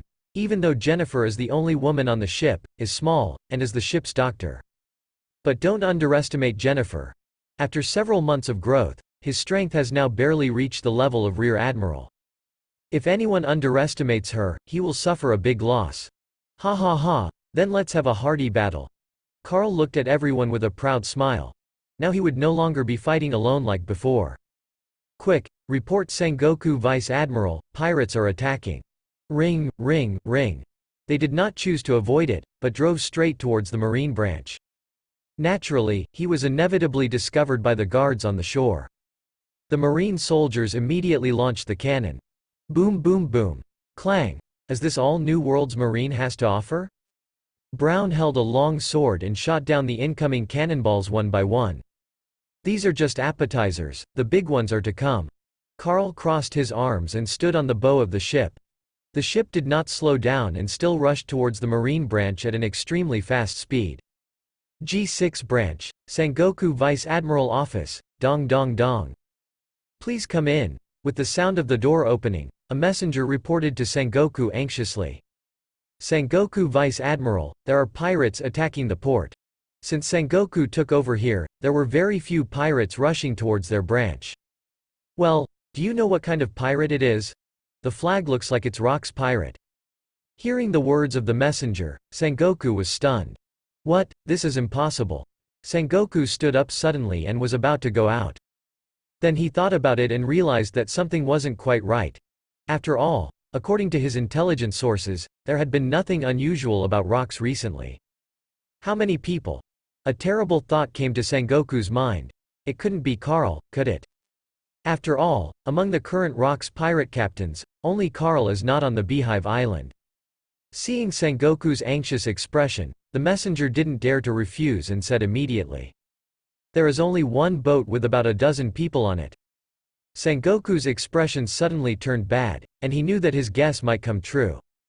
This is not good. Hurry up and call Vice Admiral Garp and ask him to come over for support. Just say it's Carl attacking. Okay, Sengoku Vice Admiral. After Sengoku watched the messenger walk out of the door, he hurriedly walked towards the port, hoping that it was not Carl who came, otherwise the situation would be terrible. He and Garp teamed up to beat Carl until he was seriously injured and dying. But now he is the only one. The person who came here is not a good person. Bola? Hello? Sengoku? Do you want to beat my donut challenge record? Garp is still on Lucy Island, chewing slowly and eating donuts. No, Vice Admiral Garp, Carl is coming, asking for support. What, is it true? Okay, I'll leave right away. Upon hearing this shocking news, his expression immediately became solemn. He threw the donuts on the ground, grabbed his cape, and immediately gathered everyone to go to Punk Hazard. Port of Punk Hazard. Bang bang bang. Brown was on the shore, deflecting all the projectiles heading towards them. Captain, this marine's strength isn't that great, he can't. He thought that his captain, Carl, might have suffered a secret loss here at some point, and this time he came here just to let out a bad breath. Carl ignored him, but stood at the port with a solemn expression, looking at Vice Admiral coming from a distance. Coming. Everyone also spotted Sengoku and others walking from a distance. I got on first. Punch me. Fields has long wanted a real fight, but has never had a respectable opponent. Now is the perfect opportunity. He rushed forward and directly faced Jeremy Vice Admiral at the front. Pirates, it will be your eternal mistake to come here. Boom. The air waves from the battle between the two lifted the surrounding marine soldiers dozens of meters away. With bursts of roaring sounds, Fields was instantly at war with Jerome. One for each person. Noti clenched his fists. The second one rushed to the battlefield and faced Marine Vice Admiral Upton. Pirates, don't be too arrogant. Les rushed over immediately. I'm on it too. Khalil saw Les coming and immediately greeted him with a smile. In the end, Brown and Hunter faced Marine Vice Admiral Watt. Davis cleaned up the mess and watched over Jennifer. Smith is also next to Jennifer. After all, he has to protect Jennifer, the group favorite. The battlefield was instantly turned into several fighting zones, the air was thumping, and the battle instantly became white-hot. The surrounding marine soldiers stayed away from them for fear of being affected. Sengoku, long time no see, Carl. The two gradually walked in, surrounded by several war zones faintly surrounding them. Sengoku looked at the marine soldiers who were constantly being killed and injured around him, and looked at Carl in front of him angrily. I will definitely destroy you today. Then you have to live first. Titan's true form, golden light curse. Carl's body expanded to 10 meters, and his whole body looked extremely dazzling in the sun. Baji Sky Cannon. Carl's huge body rushed towards Sengoku at a speed invisible to the naked eye, leaving a trail of afterimages behind him. Become a Buddha on top. Shockwave. Boom. It was like a temple bell being struck by someone, and the huge sound formed a huge shockwave in the air. When Noti Davis and others saw the fighting scene in the middle, they immediately led the enemies in front of them in a further direction. Avoid being affected by the aftermath of the battle. Halil saw the fight between Carl and Sengoku, and the blood in his heart was ignited. Ha ha ha, is this a battle between top experts? My blood is boiling. You damn fishman, respect me. Boom. Les took advantage of the moment when Halil was distracted and knocked him hundreds of meters away, hitting him on a mountain wall. Ahem. Halil looked even crazier looking at the blood coughed up on his hands. Come again. Halil immediately got down from the wall and walked quickly towards Les. Sengoku, why are you standing still? Ha ha ha ha. Carl looked at Sengoku not far away, and he felt that Sengoku's power now was far less powerful than last time. Damn it. Sengoku also didn't expect that Carl's strength would grow so fast, that he would achieve a huge leap in strength in a short period of time. He must be taken down today, otherwise Marine's justice will be difficult to implement. Maybe even the next rocks. Batang, broken. Sengoku knew that only with full firepower could he temporarily suppress Carl. He just hoped that Garp would arrive soon. Well done, let me experience it, the top power in the world of One Piece. Carl also wanted to master Batang, so he wanted to see if he could learn it secretly from Sengoku. It's a pity that he is not the protagonist, and it is impossible to understand Batang in a short encounter, but it does not prevent him from realizing it first. Bajiquan Tishan rely on. Clang.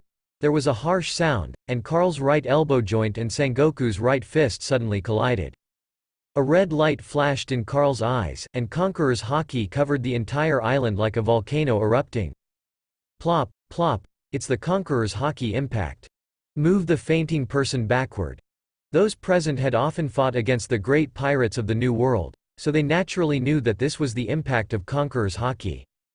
So some fainted people were quickly moved to the rear. Carl felt the haki inside him destroying his body.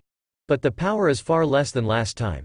This is actually because he has understood the golden light spell a deeper level and can now penetrate deep into the body to protect the internal organs. So under his perception, the destructive haki in his body was being consumed by the golden light spell. Sengoku, your strength has really declined. It seems like you won't be able to keep me today. Who knows? Carl looked at Sengoku, who was still arrogant. His right hand covered armament haki and hit Sengoku's abdomen hard. Sengoku also noticed it immediately and quickly kicked his legs to resist. Whoosh! Boom! The next second, Carl revealed that he had deliberately let Sengoku kick his legs. Seeing that the plan succeeded, he immediately raised his left foot and kicked Sengoku's waist suddenly. Pa! Bang bang bang! Sengoku's eyes widened and he had no time to resist, and his whole body immediately flew forward to the left, rolling several times on the ground. As Sengoku slid back, his right fist immediately hit the ground. Bang! Small tricks don't work. Sengoku stopped moving backwards, stood up and roared at Carl. Clang, clang, clang. The two immediately started fighting hand to hand, and the two kept fighting on the ground, and the sounds of iron strikes could be heard. Stop. Chapter 85 Garp's timely arrival. Who? Long Yi and Long stopped moving forward, and dozens of children behind them hugged each other tightly. Because in the next second, several pirates sprang out from the nearby woods. The person who came out didn't say too much nonsense, he just slashed at them with a knife. The person who wants your life. Superior. Long Yi looked at the pirates in front of him, and then looked at the jungle beside him.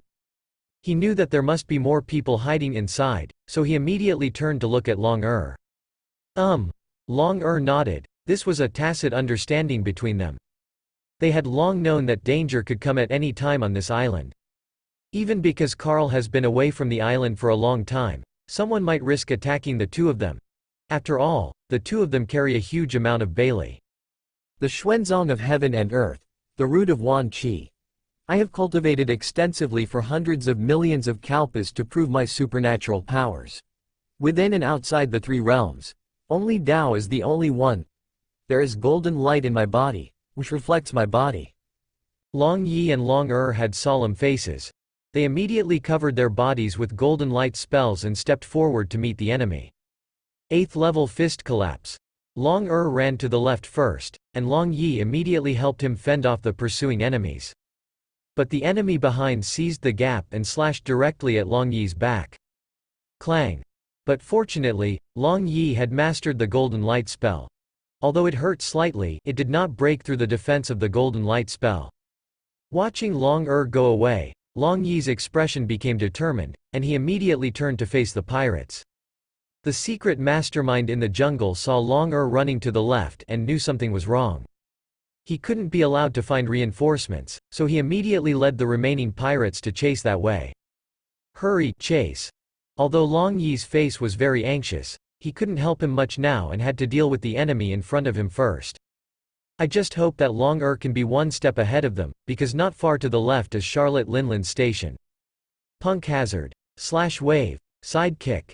Under the joint attack of Brown and Hunter, Walter got into trouble frequently and had bloodstains everywhere on his body. HMPH, pirate. Walter first dodged Brown's sword energy and roared at them with an angry face. It is because of people like you in this world that so many people are displaced on the sea. Then he kicked out his right foot and collided with Hunter's right leg. Bang! After the impact, the two of them fell backwards. Brown slashed out more sword energy, blocking Walter's direction, and rushed forward. Needless to say, if it weren't for celestial dragons, how could so many people choose to go to sea? Marine is the lackey of the celestial dragons. When Walter heard this, he felt a little disappointed for a moment, because he knew that what they said was right. You. Whoosh. Well, not good. Davis was beside him and had been paying attention to him for a long time. Under his observation, Haki's observation, among the Marine Vice Admiral present, only Walter was slightly weaker, making him an easy target. And they are pirates, so they don't care about so-called one-on-one duels.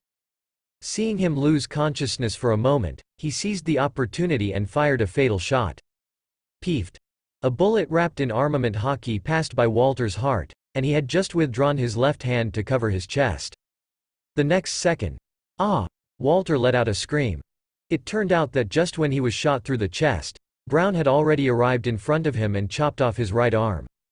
The Marine soldiers in the distance saw that Walter was seriously injured and immediately ran towards this side. Damn pirates! Walter Vice Admiral! Bang bang bang! But it was of no big use.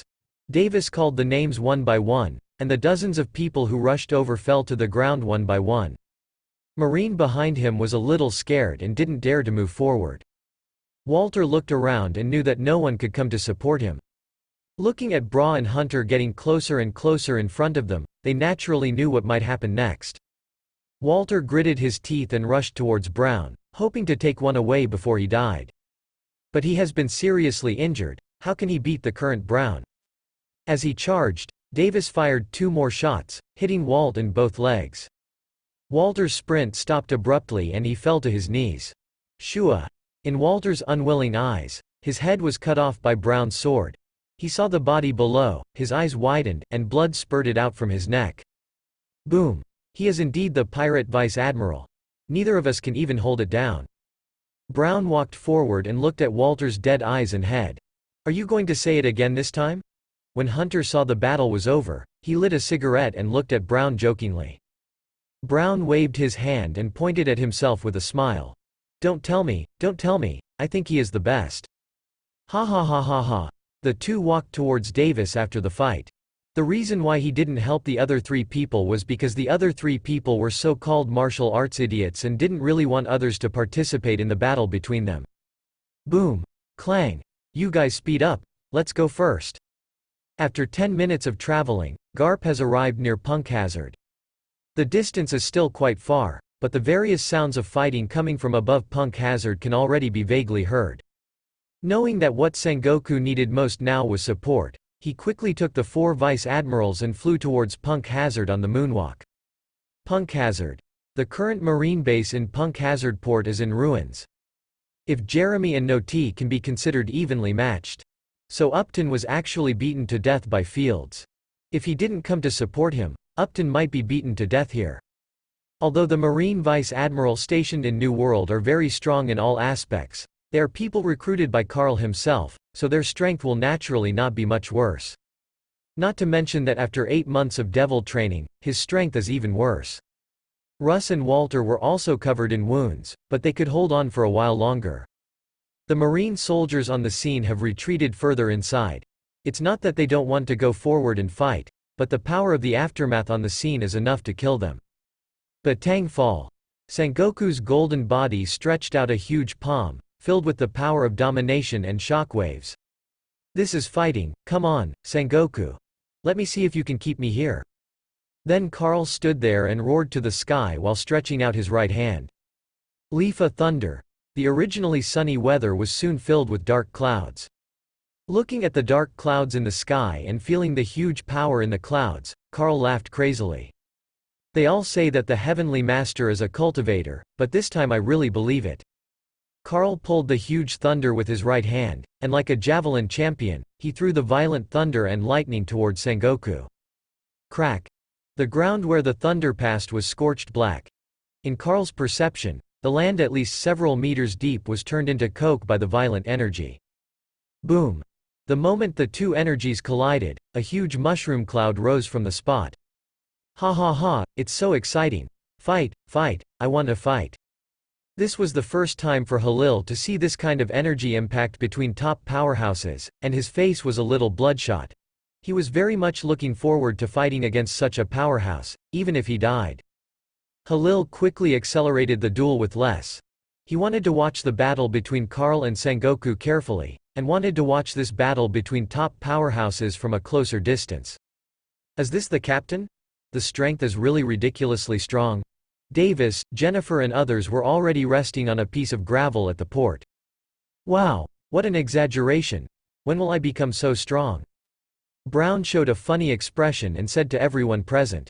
Just wait a little longer. Hunter didn't like him as always and immediately poured a basin of cold water on him. TCH, it's really boring. Brown waved his hand and did not look at him, but continued to look at the middle of the battlefield attentively. Sengoku, please hold on a little longer, I'll be there soon. Garp saw the huge golden Buddha dissipating in the air, and knowing that the situation had reached its most critical moment, he accelerated his pace and pushed himself to the ultimate. Wow! Sengoku, you have to hold on. Sengoku was beaten so much that he exited the form of the great Buddha. He leaned on the ground with his left hand and wiped the bloodline from his mouth with his right hand. Garp, if you come here a little slower, I'll explain it here. Tap tap tap. As the smoke cleared, Sengoku looked at Carl in front of him. Why would someone like you choose to be a pirate? According to Sengoku's understanding of Carl did not commit any evil crimes like other pirates, killing, looting and killing everywhere. He was actually a little curious. Why did Carl choose to become a pirate when he was so powerful? When Carl heard Sengoku's question, he stopped and stood there, touched his chin with his right hand, and gave a pertinent answer. Maybe it's because being a marine would be frustrating, right? And I don't like being the celestial dragon's dog. Hearing this, Sengoku had to admit that the current marine was actually a dog raised by the world government. Although this is the current situation, I believe that I can personally lead marine to the right path. Sengoku naturally would not let these two simple sentences sway his inner decision. Then we'll see. Although after Sengoku becomes the marshal, Marine's situation will indeed ease somewhat, and it will be much better than it is now. But it still doesn't change, he is the lackey of celestial dragons. Iron Fist, Fall. Chapter 86. Sengoku and Garp join forces again. Baji Quan Yu. Hearing the familiar voice behind him, he immediately took a defensive stance and turned around to block Garp's iron fist. However, due to the hasty resistance, the body still inevitably slid forward. After Garp knocked Carl back, he immediately came to Sengoku and helped him up. How's Sengoku? Are you okay? Looking at Garp with a concerned look on his face, Sengoku shook his head slightly. I can't die yet. Davis stood up and looked at the seaside. 4 vice admirals were flying towards here in the sky. We have guests. Oh ho, it's about to start again. No, why else? Brown looked at the excited Smith and looked a little helpless, although he knew that Smith was excited because he didn't play against Vice Admiral. Although Brown felt a little helpless, he still pulled out his sword. Maybe this was the so-called lack of integrity. On the other side of the battlefield, Fields turned his head and looked into the air, putting down the lifeless Upton. Fighting. Fields wiped bloodline off his hands and smiled excitedly. Although most of his physical strength was lost, fortunately he could still continue to fight. Without looking back at Upton, he ran towards the 4 vice admirals in the air. Bang! Jeremy and Les, after a brief collision with Noti and Khalil, walked to the side near the coast. Tread. As soon as the 4 Sanders landed next to the 2 Jeremys, Les's voice came. Sander. Why are you here? Upton and Walt are dead. Sander looked at Les' red eyes and looked at the bodies of Upton and Walter on the battlefield. He and the other 3 vice admirals had sad expressions on their faces. Sorry, we're late. He knew that no matter what he said at this time, it would be in vain. He suddenly turned his head and looked at Davis and others. Pirates, you must die. A new battle has begun, the battlefield is in chaos, and this time there is no fixed opponent. Both sides were stunned. Garp? You came very quickly. But it's just a good way to avenge the last time. Carl clenched his fists with excitement, and there was a rattling sound in his joints. He originally planned to kill Sengoku and then go find Garp, but he didn't expect him to come as well. Let's see if he can try to keep both of them here today. Garp looked at Sengoku's eyes. It's about to happen. Iron Fist, Mountain Collapse, Shockwave. Carl looked excited as he watched the 2 men attack. This is the right thing to do. If you don't try your best, I will be embarrassed to be cruel to you. Punching to the flesh, that's what I like best. The tiger climbs the mountain hard. The battle between the 3 started immediately without any hesitation. While the fight here is in full swing, New World Beehive Island.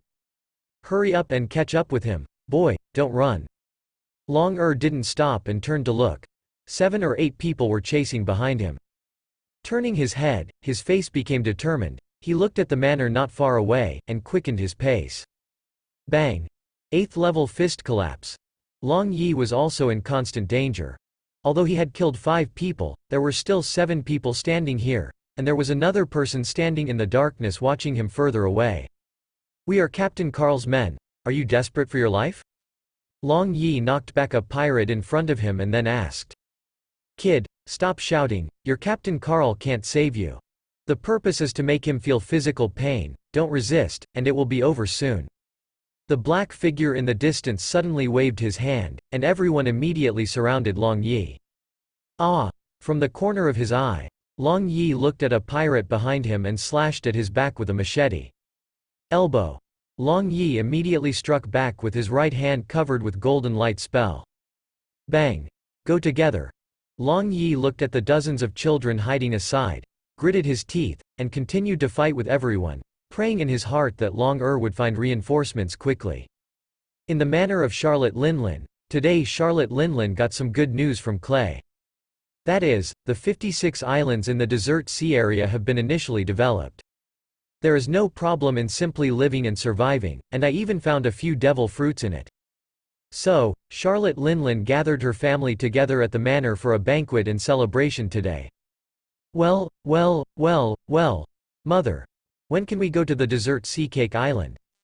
Charlotte Linlin looked at Parasparrow with a gentle smile and touched her bulging belly.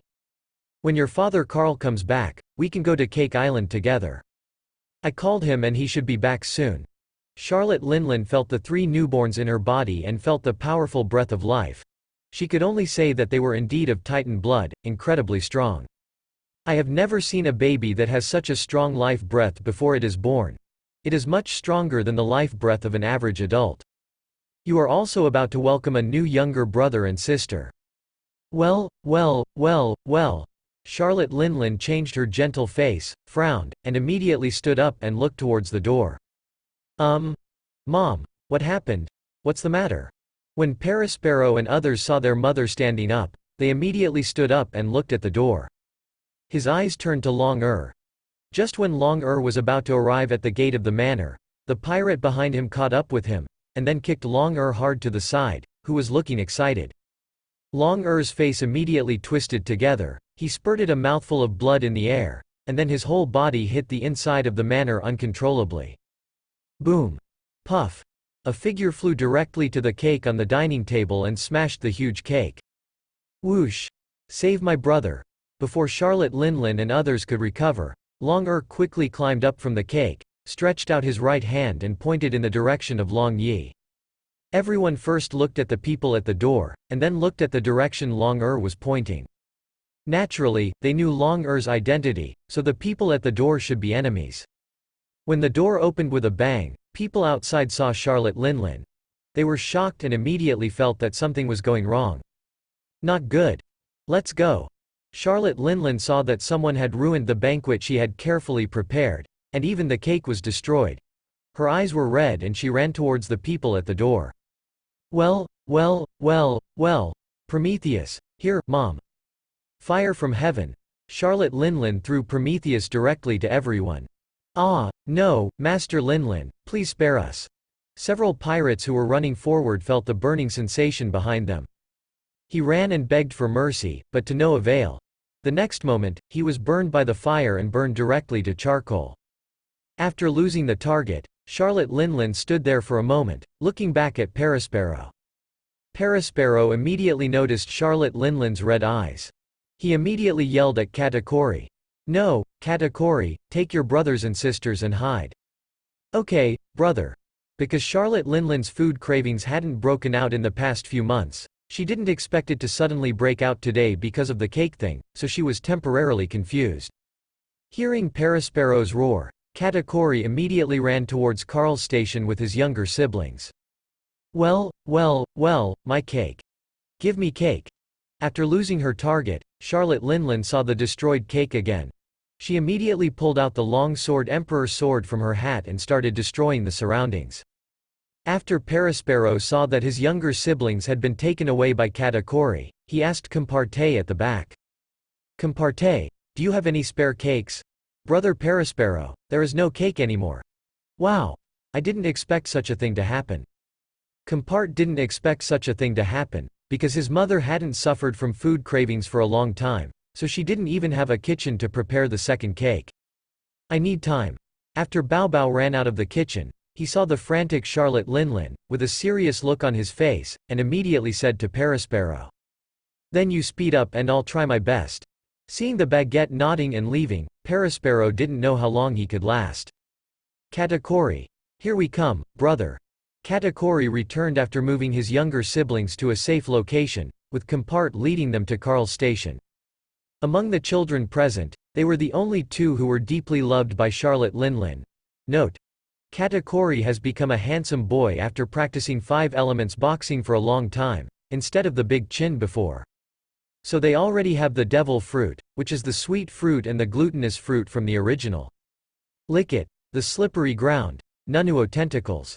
One makes the ground extremely smooth, making it slippery, and the other uses the properties of the glutinous fruit to stand Charlotte Linlin on the ground.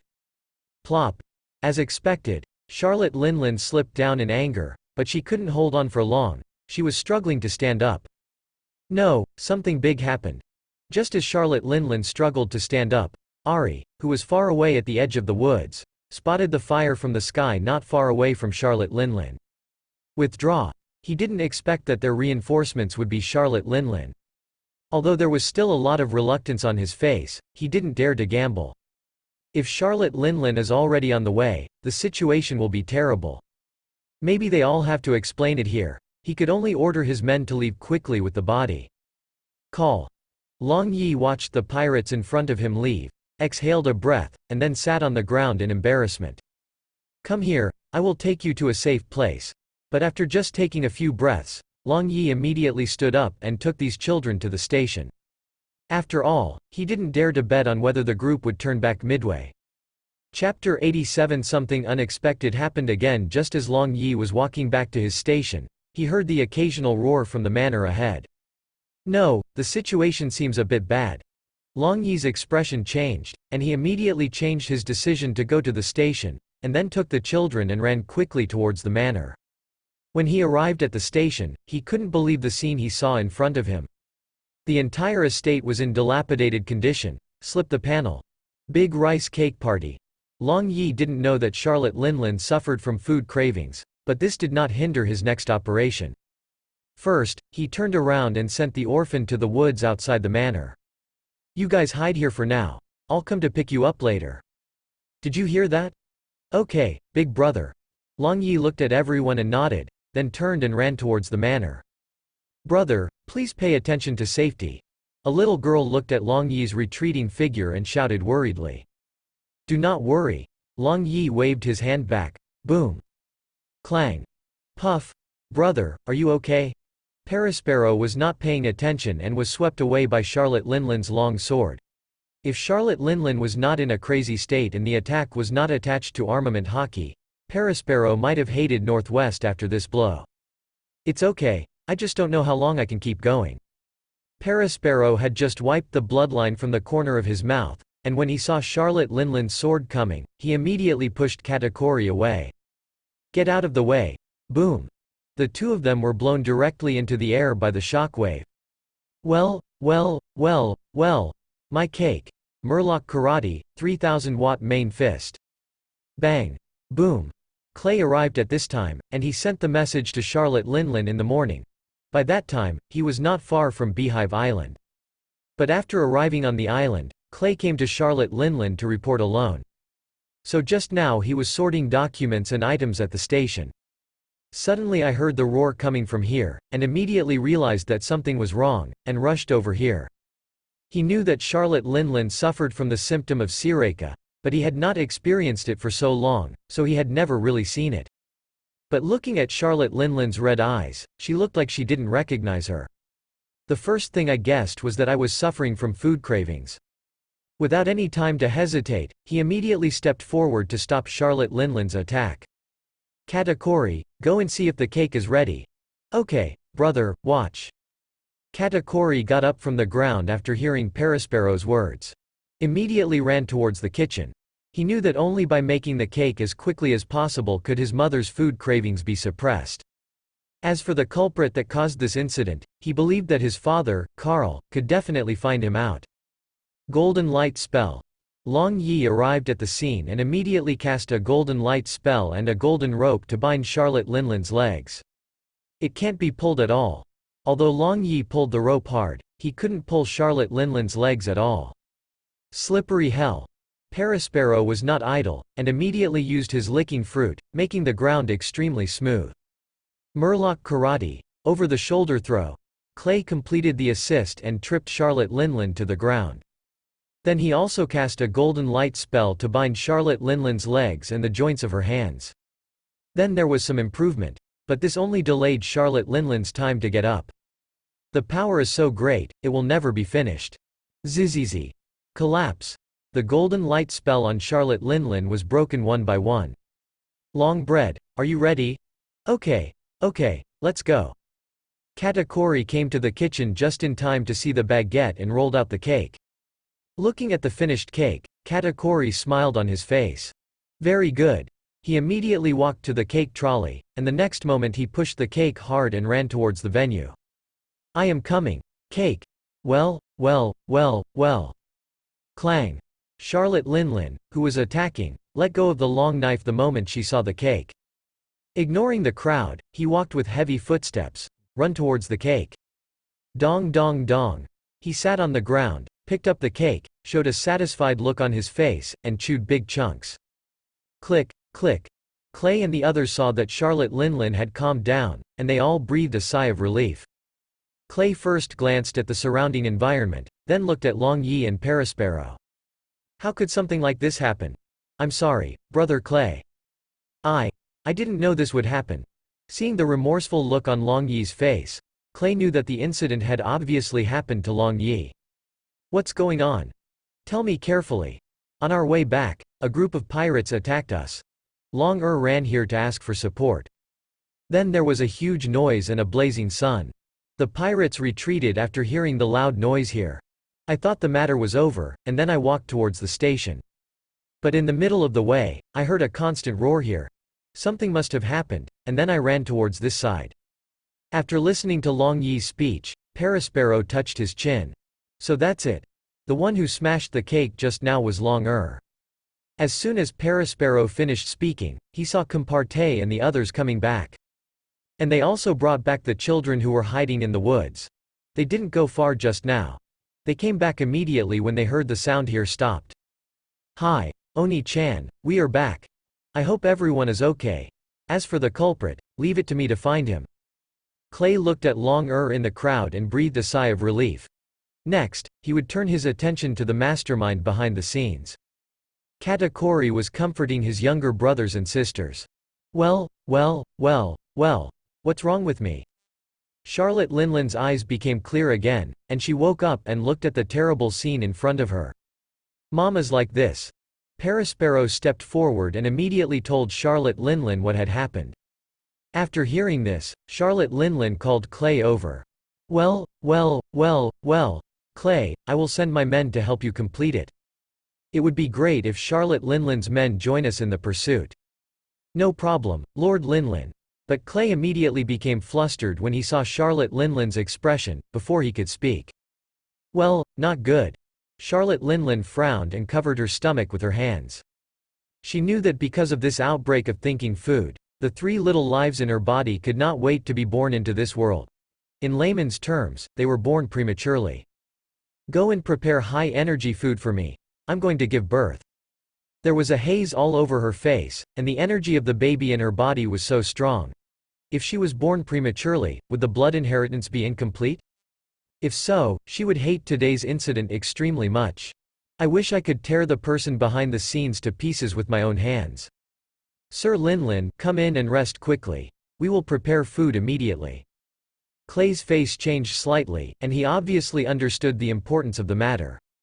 After seeing Charlotte Linlin walk into a room that had not yet been destroyed, more servants were quickly called to help Charlotte Linlin give birth and prepare. In fact, he is responsible for restoring the manor and protecting Charlotte Linlin's safety. No one knows whether the mastermind behind the scenes will launch a surprise attack at this time. At the same time, Long Yi and Long were ordered to take care of Charlotte Linlin's situation here. He rushed towards the station to bring a large amount of high-energy food from the station.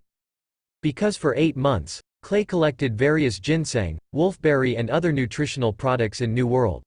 On the one hand, he also planted them on a large scale in the desert area. Another important thing is to call Mr. Carl to inform him of what happened here. Send these items to that direction quickly. Long Yi will be waiting for you there. After Clay returned to the station, the first thing he did was to direct everyone to send food to Charlotte Linlin. Although the pirates didn't know what happened, since it was arranged by Lord Clay himself. They did not hesitate, immediately packed their things and sent them to Charlotte Linlin station. Hurry up. Speed up the pace. Everyone quickly became busy, and then a large amount of supplies were transported towards Charlotte Linlin station. Bola, hello? Is it Mr. Carl? Chapter 88 Angry Carl. Punk Hazard here. Because everyone else was involved in the fight, Jennifer was the only one sitting in the rubble. Bola. She heard the voice of the phone bug and turned to look at the phone bug beside her. He stood up and walked over, took it, and asked with confusion when he heard the voice coming from the phone. Who are you? Listening to the woman's voice coming from the phone, Clay was confused for a moment. He took the phone away from his ear and then looked at it. The number was dialed correctly. Now was not the time to dwell on this, so he asked quickly. Who are you? Is Mr. Carl here? I have something important to do with Mr. Carl. Jennifer turned to look at the card in the middle of the battlefield. He shook his head and said to the phone bug, Captain Carl, he's not available right now. If you're not in a hurry, you can tell me first and I'll notify him for you. When Clay heard the reply, he knew that the call was correct and quickly explained the matter in a concise manner. Jennifer knew the seriousness of the matter immediately, and her face became serious. Okay, I'll notify Captain Carl right away. Okay, please. Bah. After Jennifer hung up the phone, she stood on the gravel and listened to the roaring sounds in the distance. He could only try it first, put his hands to his mouth, and yelled in Carl's direction. Captain Carl, something big happened. Your wife was born prematurely. After Carl heard Jennifer's yell, a flash of electricity flashed through his head, and then his whole body froze for a moment, and his body stopped in place. He was stunned for a moment, but Sengoku didn't know that. Sengoku found the right moment, his eyes burst out with light, and he kicked Carl hundreds of meters away with a whip kick. Boom! This is. After sliding on the ground for several hundred meters, Carl immediately turned over and jumped up, looking in Jennifer's direction. When Davis and others heard Jennifer shouting, they quickly fought off the Marine in front of them and retreated to her side. Jennifer was telling them in a low voice. Carl knew his ears were right. Why did Linlin give birth prematurely and what happened? The more I thought about it, the angrier I became. No, we can't continue fighting. We need a quick victory now. Carl stood there and looked up, looking at Garp and Sengoku quietly. Sengoku immediately felt something bad, and the aura around Carl became stronger and stronger. And if I heard correctly just now, there should be something wrong with his wife. Sengoku looked at Garp on the side. Something's not right, be careful. You guys get on the boat first, Thunder Titan. Carl first yelled at the people on the shore, and then he looked up to the sky and roared. Dark clouds began to gather in the sky, and the roar of thunder and lightning could be heard from the thick clouds. The golden body immediately expanded to a height of 50 meters, showing the giant titan's true form, which was also the moment when he was at his strongest. Stretching out his right hand, he attracted several thick thunderbolts from the sky, forming a layer of thunder armor on his body. Walk! Davis and others on the shore heard Carl's roar, and immediately covered Jennifer and started walking towards the ship. Thunder! No, hide behind me! Sengoku's expression changed. Looking at Carl's gestures and roaring name, I knew that this was the skill that first destroyed his Buddha's true form, but the power of thunder at that time was far less powerful than it is now. Jeremy and others were shocked when they heard Sengoku's words. They had never seen a face like Sengoku's. Without hesitation, he quickly ran behind Sengoku. Buddha's light shines everywhere. Sengoku stood in front of everyone and held up a huge halo of light. Because he couldn't retreat, thousands of Marine soldiers were behind him. Come die. In the midst of lightning and flint, Carl stretched out his right hand, grabbed the lightning waterfall pouring down from the sky, and threw it towards Sengoku and others.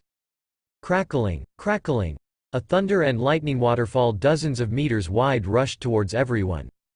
Sengoku felt the powerful power of lightning and looked solemn, and immediately asked everyone to use armament haki to resist. After throwing out this attack, Carl became smaller and turned around to fly towards the Azure Dragon. Although in his perception, there seemed to be a strong energy behind the marine branch, he didn't think much about it at this time. After receiving the instructions, everyone set sail. During the voyage, the entire ship was covered with golden light spells and flew up. Boom! There was a muffled thunder-like sound from behind, and a huge shock wave contained electric current, raging around the marine branch. Fortunately, Sengoku set up a round shield in front of him to protect the surviving marines. Halil was lying on the fence behind the blue dragon, looking at the huge thunder and lightning shockwave in the distance ravaging the marine branch. There was a challenging look in his eyes. Although he knew that he would not be Carl's opponent, the one he wanted to challenge most now was Carl. If it weren't for him not being suitable right now, he would really like to fight Carl right now and experience the power of a top powerhouse. If it hadn't been for an unexpected incident, I really don't know what would have happened. Sengoku looked at the ships flying in the air in the distance, and then looked at the embarrassing scene of the island. The battle is over. Treat the wounded quickly. The surviving marine quickly moved to help the seriously injured marine to the infirmary for treatment. Boolean, no. When the marine soldiers were collecting the corpses, they cried bitterly when they saw the dead bodies of their former comrades. They took off the hangtags from the marines who had died in battle. Record their deeds in Marines' history. Sengoku and others walked towards a dilapidated hall, looked at the frustrated people in front of them, and said cheeringly, "If it weren't for your support, this branch might not exist, or even." Others naturally knew what Sengoku meant. If they hadn't arrived in time, they might have had to collect the body for them. Sander waved his hands fiercely, with helplessness and unwillingness on his face. "It's a pity that we arrived a little late. Upton and Walter have already died in the battle." Sander had a relatively good relationship with these two men, and it was a very painful thing for him to learn of the death of his comrade. "It's my fault this time. Carl should be here to retaliate against me. They have been implicated." Garp immediately interjected. "Don't say that, Sengoku, I am also responsible. And isn't it natural for Marine to catch pirates?" Seeing Sengoku's remorseful expression, Garp didn't feel good either. "Okay, quickly clean up the battlefield. I'll inform Marshal Hill." Several people walked out of this dilapidated hall, and then began to direct the Marines present to get busy. After all, only when you are busy can you temporarily forget the sadness of your comrades dying in battle. "Really? I know." After Marshal Hill learned the whole story and results of the incident, he did not express any remorse to Sengoku. Because of Carl's sudden attack, Sengoku and others were caught off guard, but he knew it was not Sengoku's fault. The only person to blame is Carl. Increase Carl's bounty by 2 billion belly. Yes, Marshal Hill. The messenger at the door heard Marshal Hill's order and immediately reported the news to the communications department. At the same time, Carl on the sea was using all his strength to activate the golden light spell to drive the Qinglong to fly towards the Beehive Island. Although on the road, I also talked to Clay on the phone and learned about the whole story and the current situation. But after hearing that Charlotte Linlin was eating high-calorie foods like crazy, he speculated that the baby's blood vessels were not fully developed due to premature birth. It may even directly affect the child's talent. While Carl and others were flying frantically towards Beehive Island, Charlotte Linlin, after eating a lot, had already begun the reproductive stage. Wow wow. The busy Clay and others stopped when they heard a wah-wah sound coming from the room. Childish cries spread throughout every corner of the manor. At this moment, everyone's faces were filled with the light of happiness. 3 hours later, 2 other little lives were born. The reason why it takes so long is because every child does its best to absorb the nutrients and energy from the mother's body before birth. You can tell by looking at Charlotte Linlin's condition. She is obviously a lot thinner than before. The eye sockets were sunken, and the whole person looked very weak, but after slowly taking a lot of supplements, the body gradually returned to its original appearance. Well, you guys are so energetic. After Charlotte Linlin recovered, she looked at the 3 giant babies next to her. Each baby was 80 centimeters tall and weighed more than 20 kilograms. In her perception, the power of blood in the 3 babies was very thin, and they obviously did not fully inherit the power of Carl's blood, so she became angry and looked at Clay in front of her.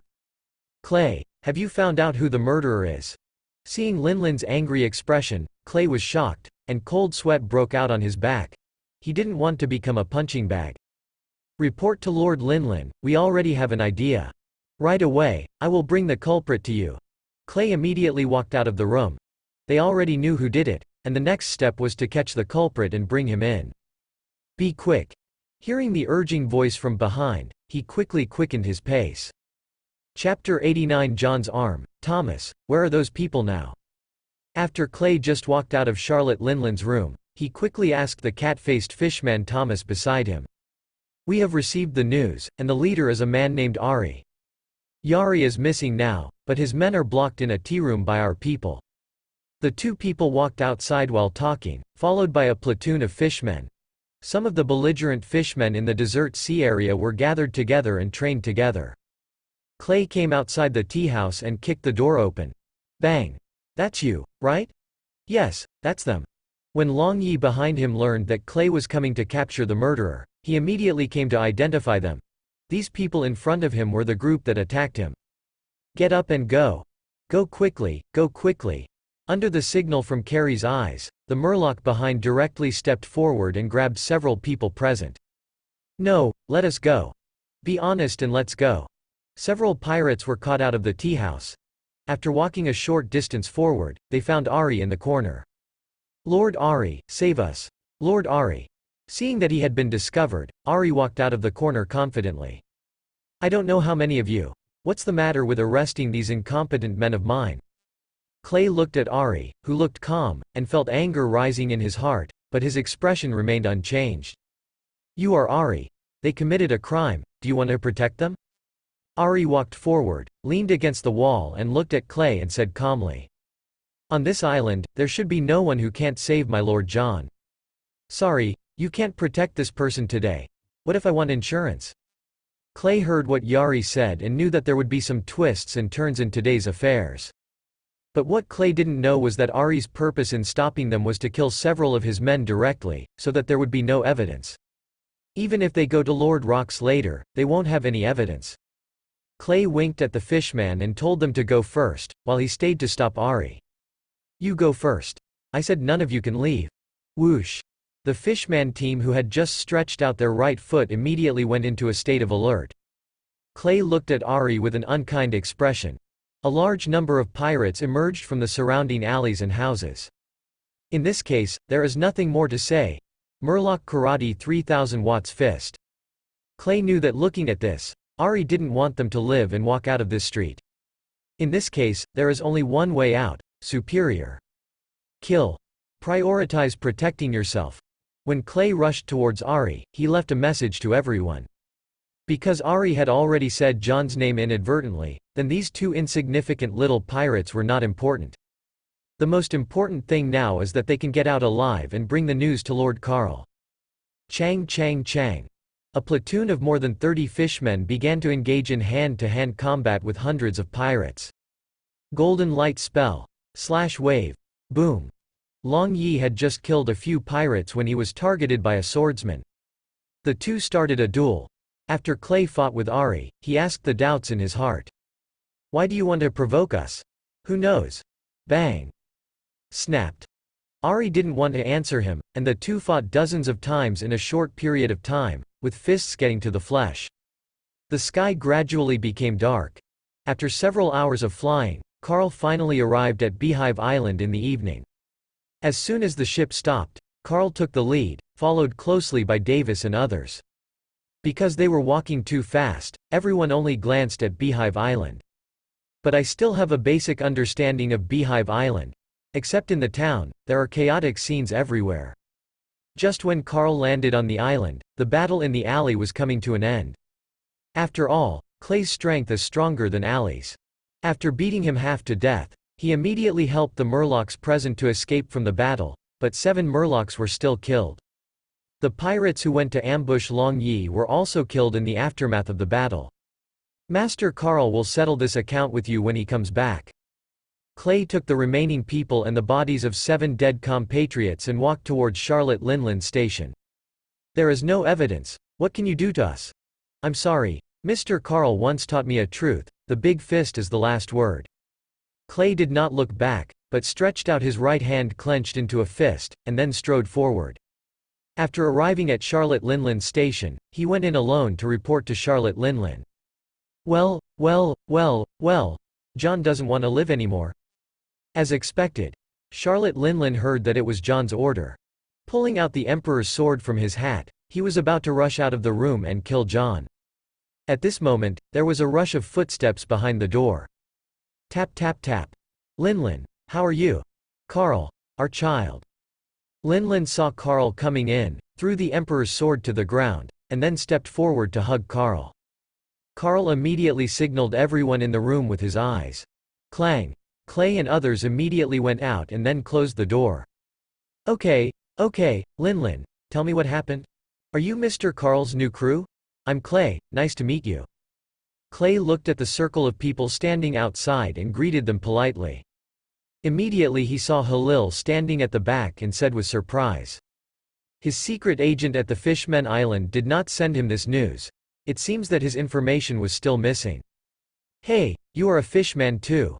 My name is Khalil, please give me your advice. Just as a few people were having a friendly exchange outside, they suddenly felt that the air had become a little solid, and there were faint red ripples in the air. Boom. What's the matter? Several people quickly opened the door, but they only saw Charlotte Linlin alone and a big hole in the wall. John, you are looking for death. Everyone heard the noise coming from outside and ran out immediately. As soon as they came out, they saw the golden giant in the air. Just now, it was hard to see because the sun had completely set. But now the entire Hive Island is illuminated by Carl's light. When Carl learned that John sent his men to create this scene, which caused Linlin to be born prematurely, and even the bloodline of several babies was not fully inherited, the anger in his heart could not be suppressed. The whole person immediately rushed out of the door and transformed into the Titan form in midair, completely releasing his observation haki and shrouding John's station. John knew something was wrong when he heard Carl's roar. He quickly walked out of the door and found Carl in midair. Titanfall. Carl kicked out his right foot, and his whole body hit John like a falling meteor. At this moment, a dazzling meteor seemed to appear in the sky, with stars twinkling around it. Slay the dragon. John didn't have time to think, and immediately used his special move, and a blue dragon sword energy flew towards Carl. Boom. But it was of no use at all. At the moment of contact, the Qinglong sword chi was shattered by a kick like glass. Carl continued to castrate his strength and kicked John hard in the head. At the moment of contact, heaven and earth became silent. The next second, everyone on Beehive Island watched a golden ball rise from John's station, lighting up the sky. Boom. The huge shockwave directly destroyed John's station to pieces, the earth shook, and the entire sky was filled with golden light. Because John's station was close to the port, even some of the ships in the port were blown into the sea, and half of the port was directly destroyed. Gia ha ha ha. John, you still don't listen. The golden lion walked out of the room with a cigar in his mouth and looked at the golden sun floating over where John was stationed. Gu la la la. Brother Carl, this noise is big enough. Newgate sat in the yard, watching the movement in the distance, and walked towards the battlefield with Kong Yunki. Ochaku, Silver Axe and others are also rushing here. Puff. Wow.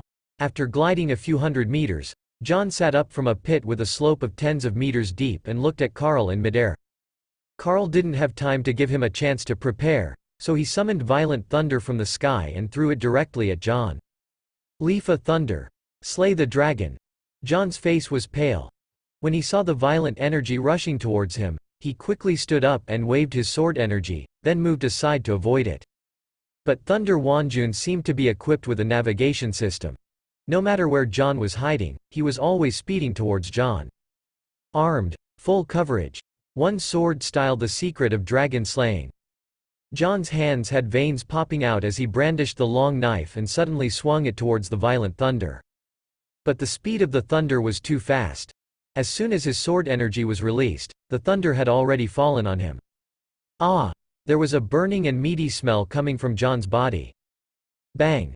Carl jumped into the pit and looked at John, who fell to the ground with a struggling look on his face. John, the last thing you should do is attack my people. Isn't it your swordsmanship that you are most proud of? Carl bowed slightly, stretched out his right hand and grasped John's right arm.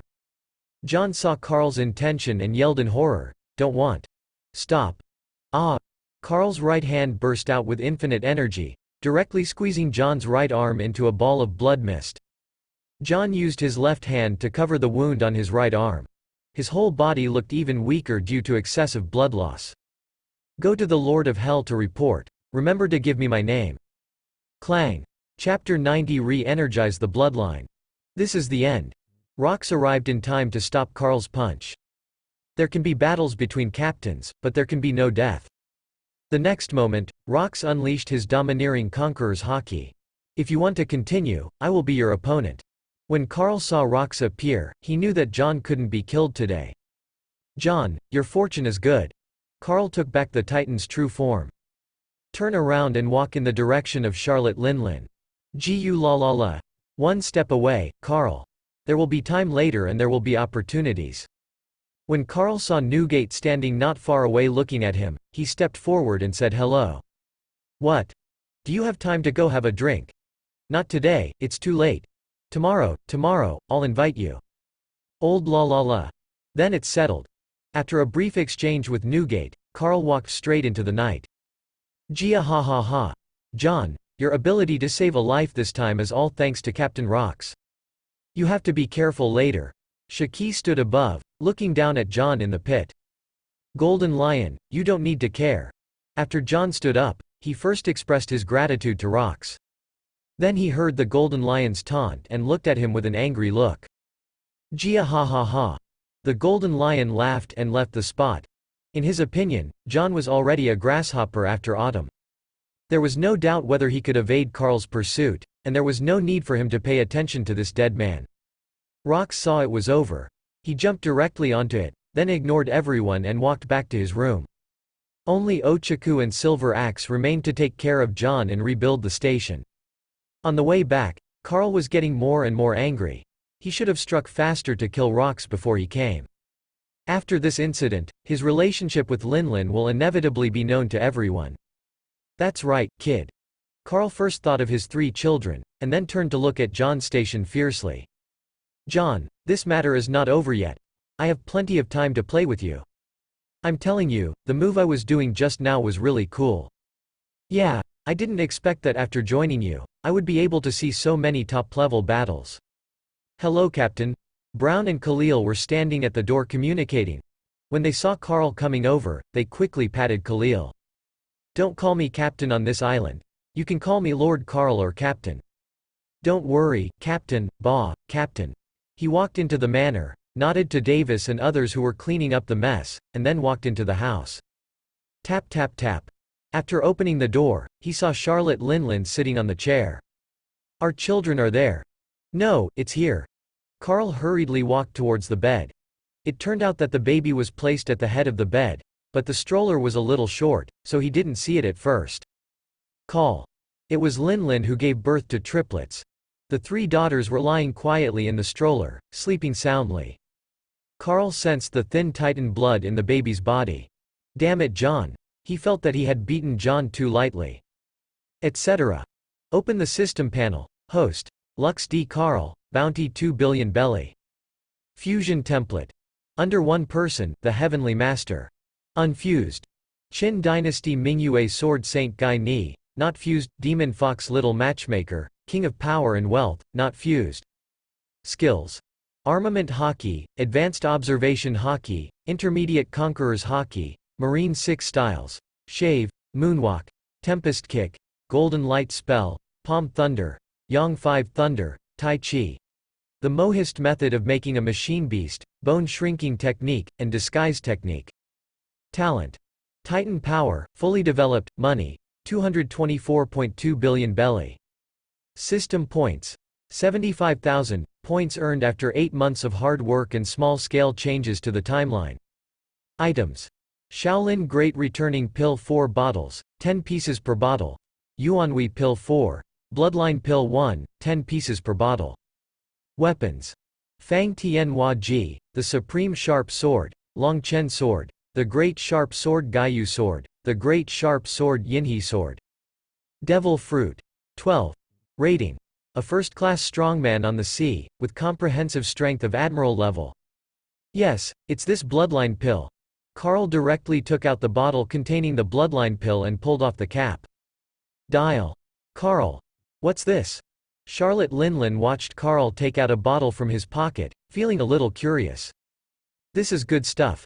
This thing is called bloodline pill. It can stimulate the already thin blood. The next step is to verify whether it is magical or not. Charlotte Linlin heard Carl's introduction and quickly walked to sit next to him, looking at the red pill with surprise.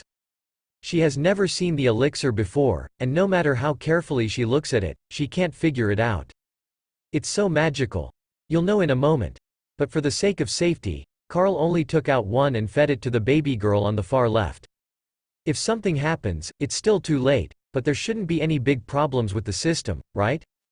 He still believed in the system's ability, so he opened his eldest daughter's mouth and put the elixir in.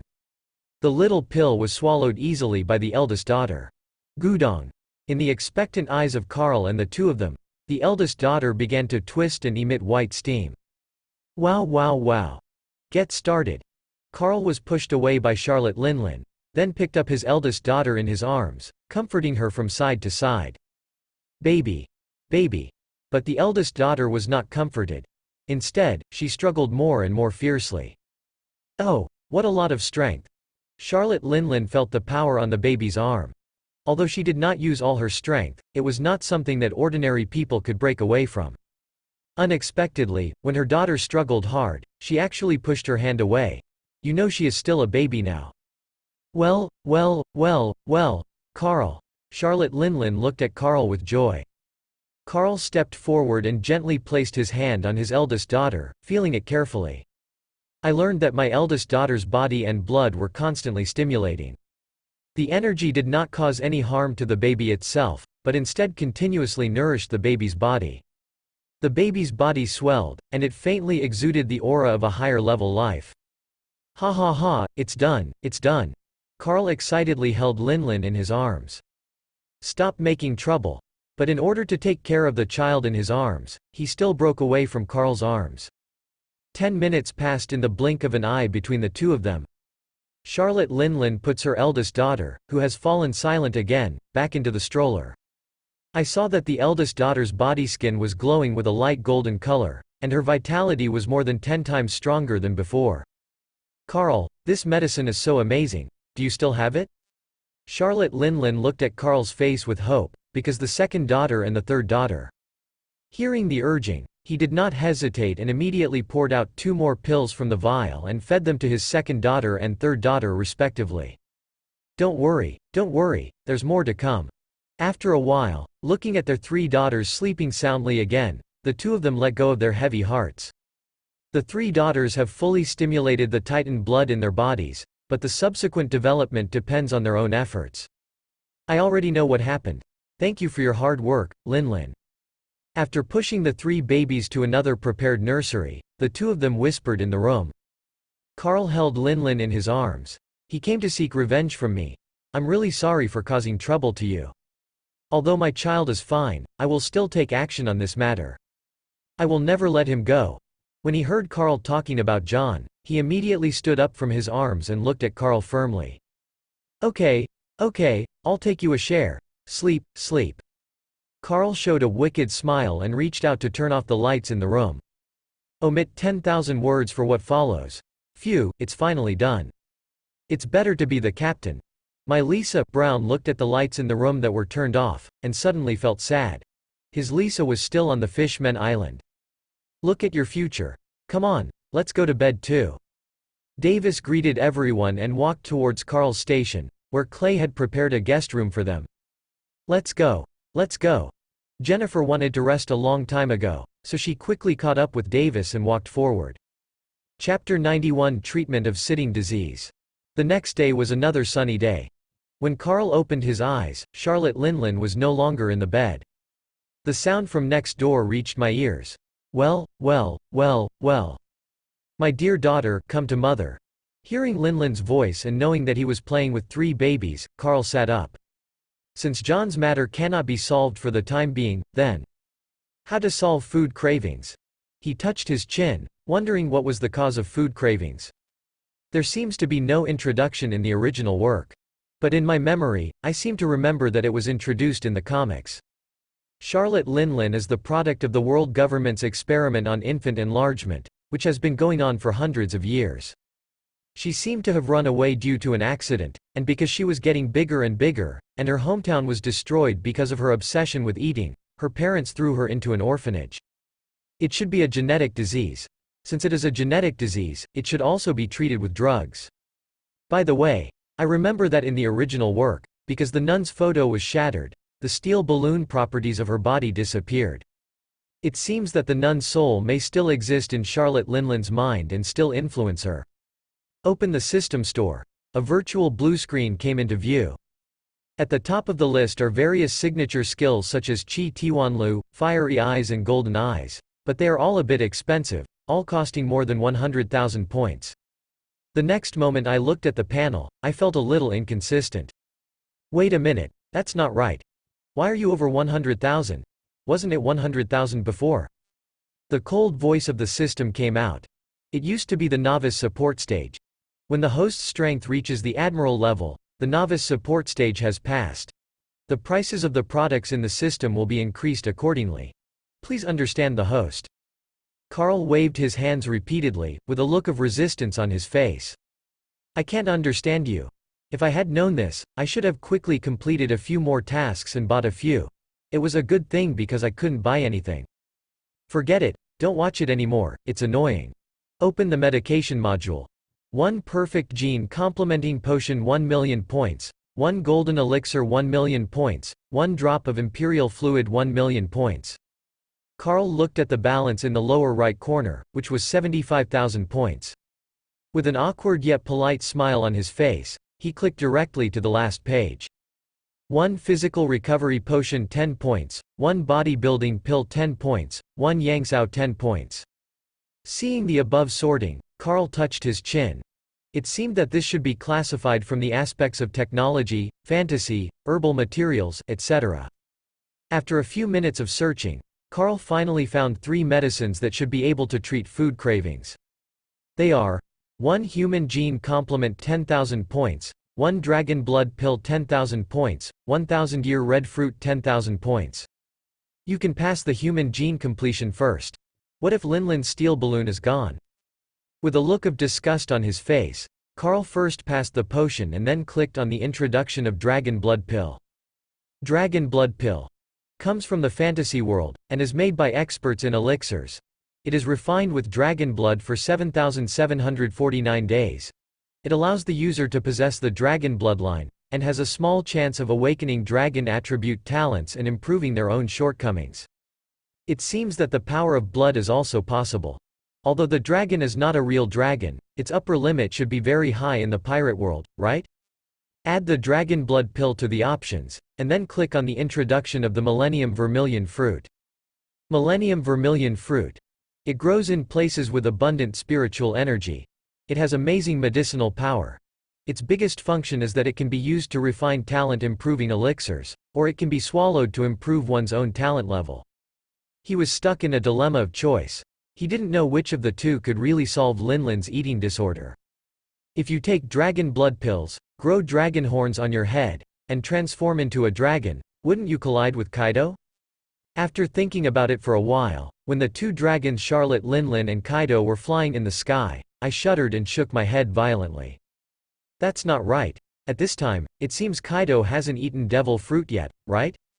If I remember correctly, Charlotte Linlin seemed to have snatched the blue dragon fruit from the Valley of Gods before giving it to Kaido. It's hard to say whether I will give it to you now. Snapped. His right hand hit his left hand, and an inexplicable smile appeared on Carl's face, if it was really the dragon girl. The decision is yours. After considering the issue of food sickness, what remains is the issue of the soul.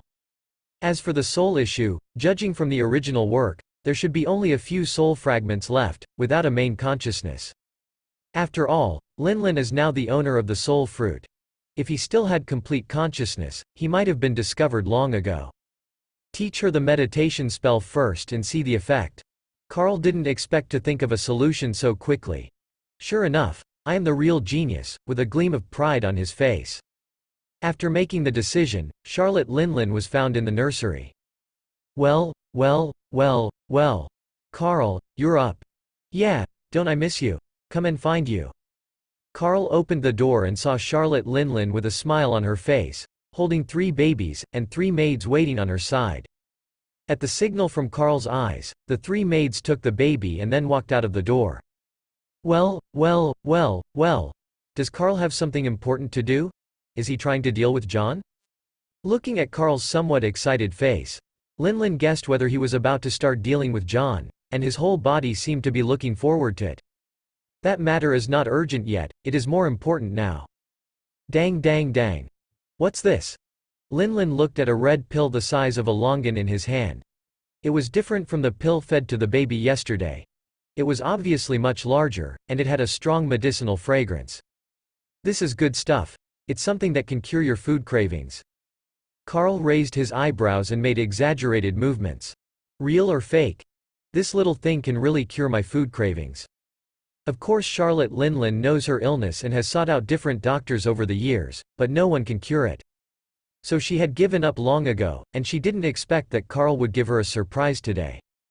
Linlin's mood improved visibly, because he had seen the power of this pill yesterday. Pick up that little pill and swallow it in anticipation of Carl's Vice Admiral pill. Gudong. The pill melts in your mouth and a strong energy spreads throughout your body. Boom. Boom. His heart began to beat rapidly, and severe pain spread throughout his body. Hum. She felt that the muscles and bones all over her body were being crushed and then reborn. Although the pain was getting stronger and stronger, she was still Charlotte Linlin. The pain was not enough to make Linlin scream. Seeing Linlin's flushed and wrinkled face and the large beads of sweat sliding down his forehead, he took a handkerchief and wiped it carefully. Maybe it was because Charlotte Linlin endured more pain, so the process only lasted 3 minutes, her body shape did not change, and her skin looked more delicate. Well, well, well, well. Whoosh, Charlotte Linlin stood up, feeling her reborn body, and suddenly punched out. Call. Clang. The fist wind swept through the house like a hurricane, and the house instantly became a mess. Well, well, well, well. What a magical power. Carl. Carl hugged Charlotte Linlin, who flew over, and the two fell on the bed. Okay, let's feel it. After hearing Carl's words, Charlotte Linlin lay in Carl's arms and felt the hunger in her body. Well, well, well, well. The hunger is gone. Really?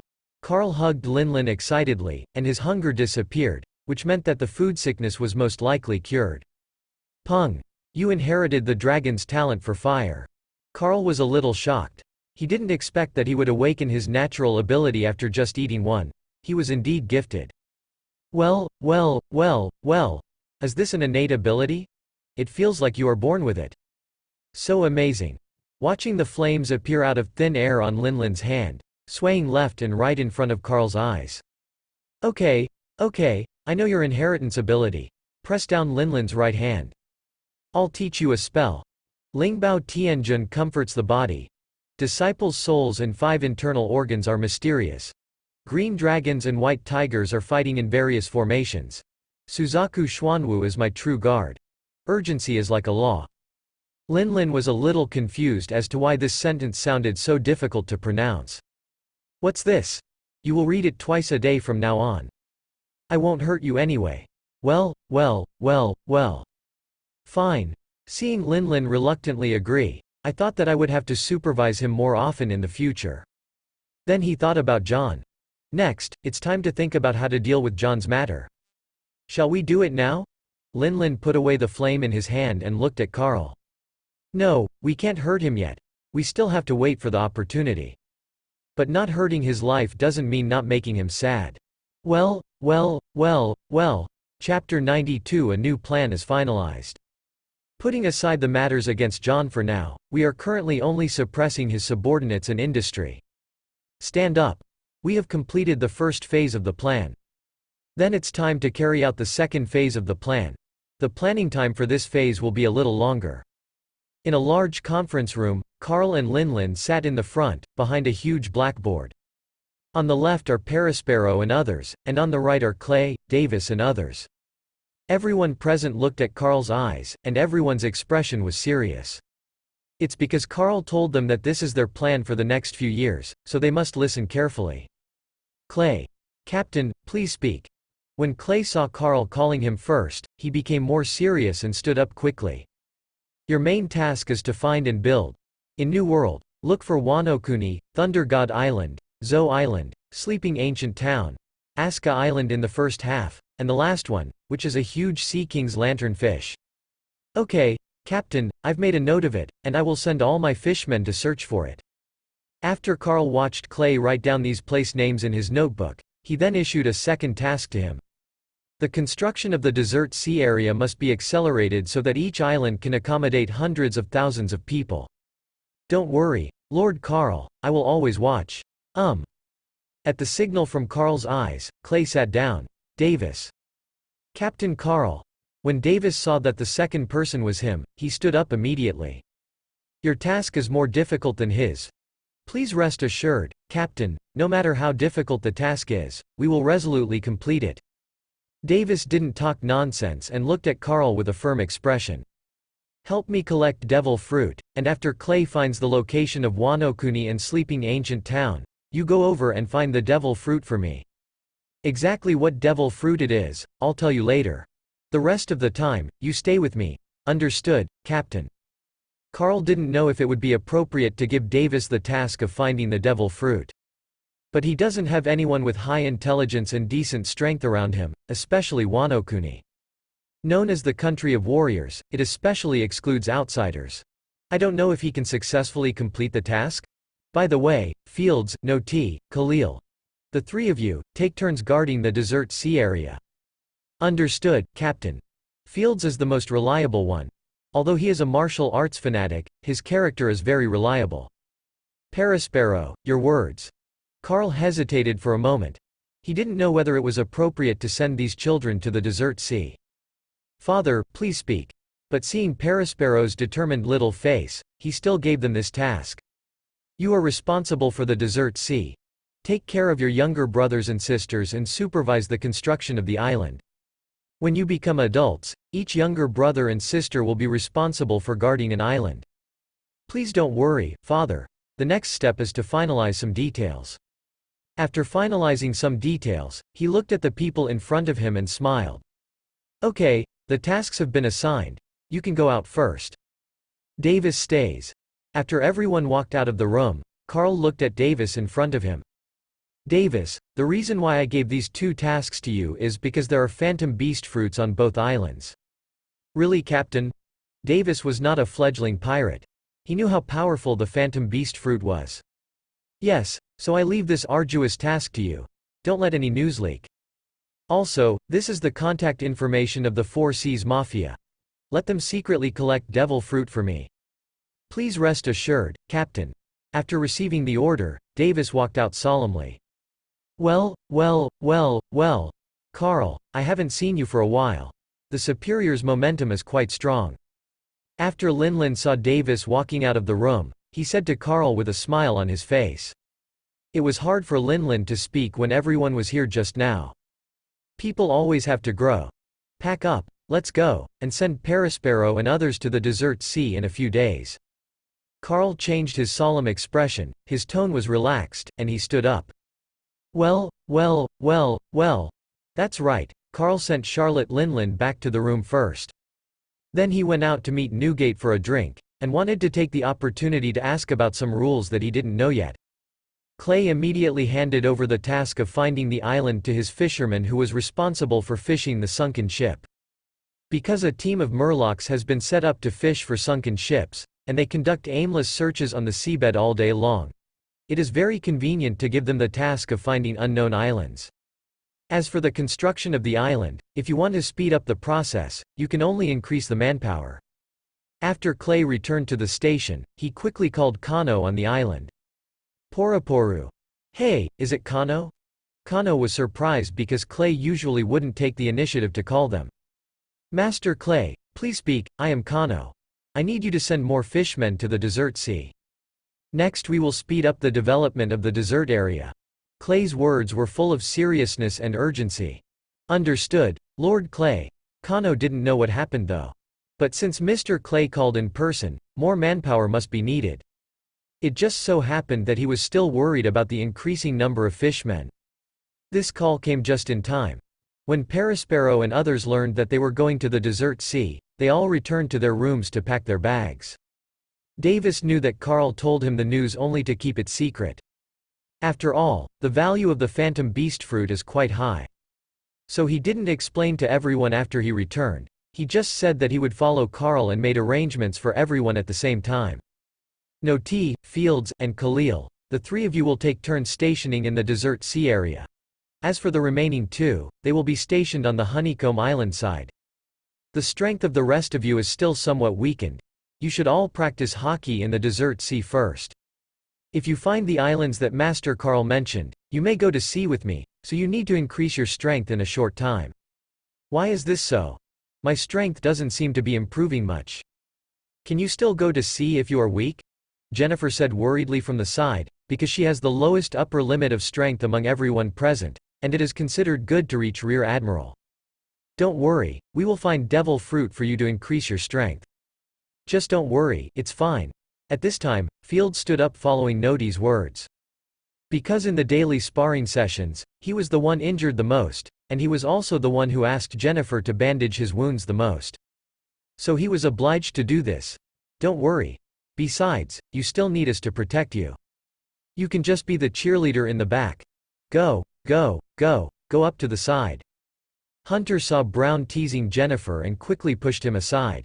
Okay, this is how things are. Let's go rest first. In 2 days we will go to the desert sea area together. Clay will be in charge of your special training. Looking at the confused expressions on everyone's faces, Davis immediately explained. Don't underestimate Clay. Looking at the disbelieving looks of everyone, he continued. Currently, Clay has completed the training of hundreds of crew members under Captain Carl. If you underestimate him, be careful and you will suffer a loss. He's strong. I can feel it. Halil, with a serious look on his face, gave his answer. Really? Yes, as someone of the same kind, I can feel his strength.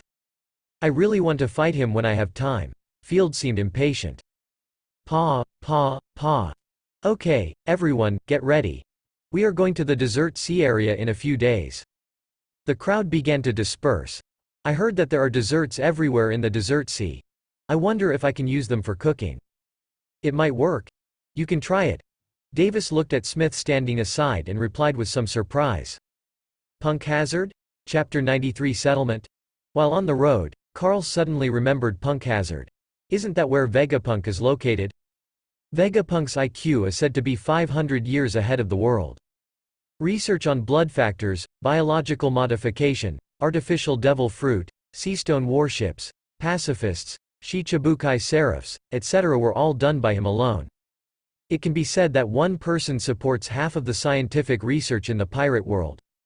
But he lost track of time. I wonder if Mads was disbanded during this period? If you remember correctly, Vegapunk first joined Mads due to problems with research funds, and then developed the life factor before being discovered and arrested by the world government. Leave it to Clay to find someone. Clay, check Mads for me and see if he has disbanded now.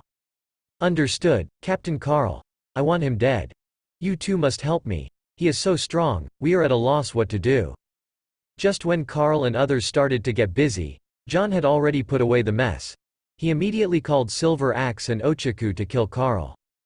But Silver Axe and Ochaku are not stupid.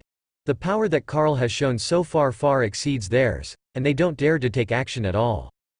And looking at John's miserable state, they didn't want to experience it again. Besides, this matter is your fault in the first place, why should we be implicated? Ochaku looked at John who looked crazy. Let's go first, you can take care of yourself. John watched the two of them leave without mercy, and felt some secret hatred in his heart. They were really cowards. Then I'll do it myself. Wait. John gritted his teeth as he watched the two people drifting away. Just when John was thinking about how to plot against Carl, Carl had already arrived at Newgate Station. Gu la la la. Carl, you're here. Ha ha ha, brother Newgate, I'm late, I'll punish myself with 3 drinks first. Carl walked over to Newgate, filled 3 large glasses of wine, and drank them all in one gulp. You don't go to the Three Treasures Palace for anything. Why? Tell me what you have to say. Newgate knows that this guy Carl will never come to you if there is no problem. Ha ha ha, you have discovered this, brother Newgate. Unexpectedly, his intention to come was already known to Newgate, so he could only smile awkwardly. I want to ask, what will be the consequences if I want to kill John? Newgate looked at Carl, who was still smiling, and his face suddenly became solemn. Not on this island. After all, John is one of the oldest crew members with him. If he doesn't even care about John's life, then Ochaku and Silver Axe. Understood. Cheers, brother Newgate. He knew it when he heard Newgate say that. It means that he can't do it under Rock's nose, so he can only wait for the opportunity.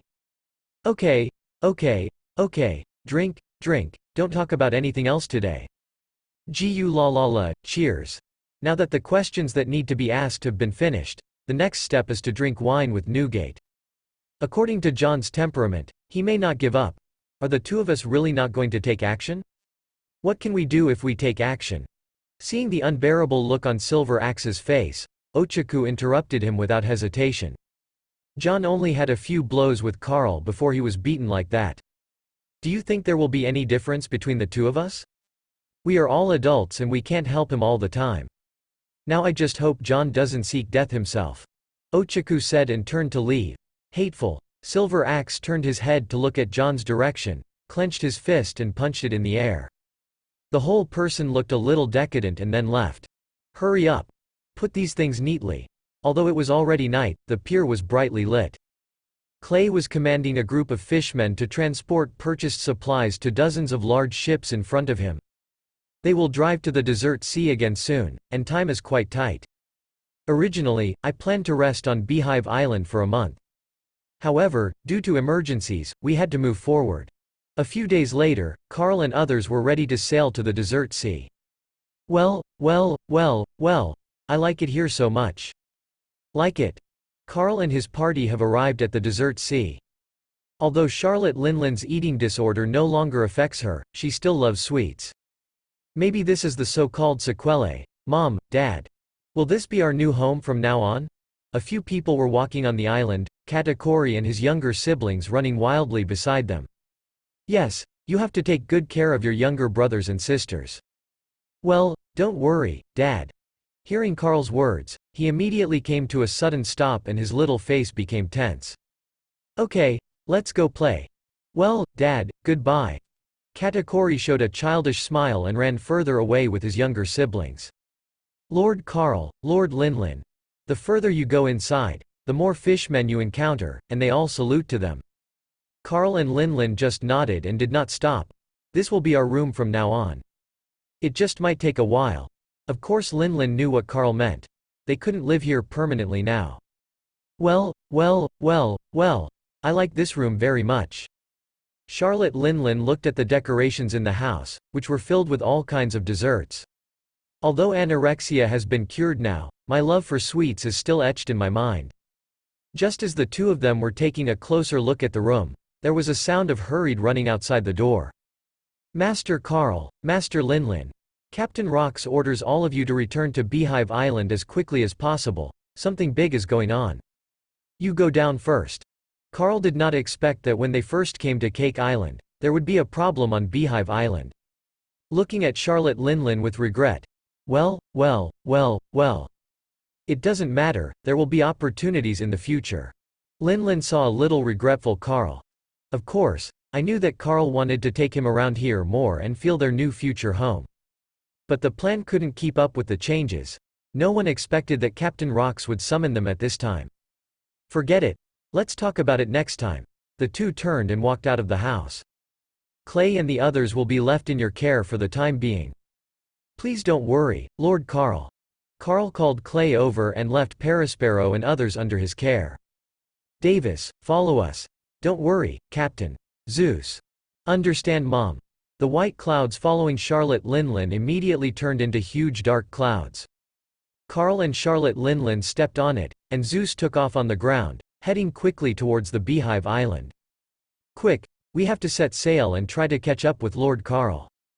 Davis, Fields and Khalil, with some crew members, set out to sea to catch up with Carr.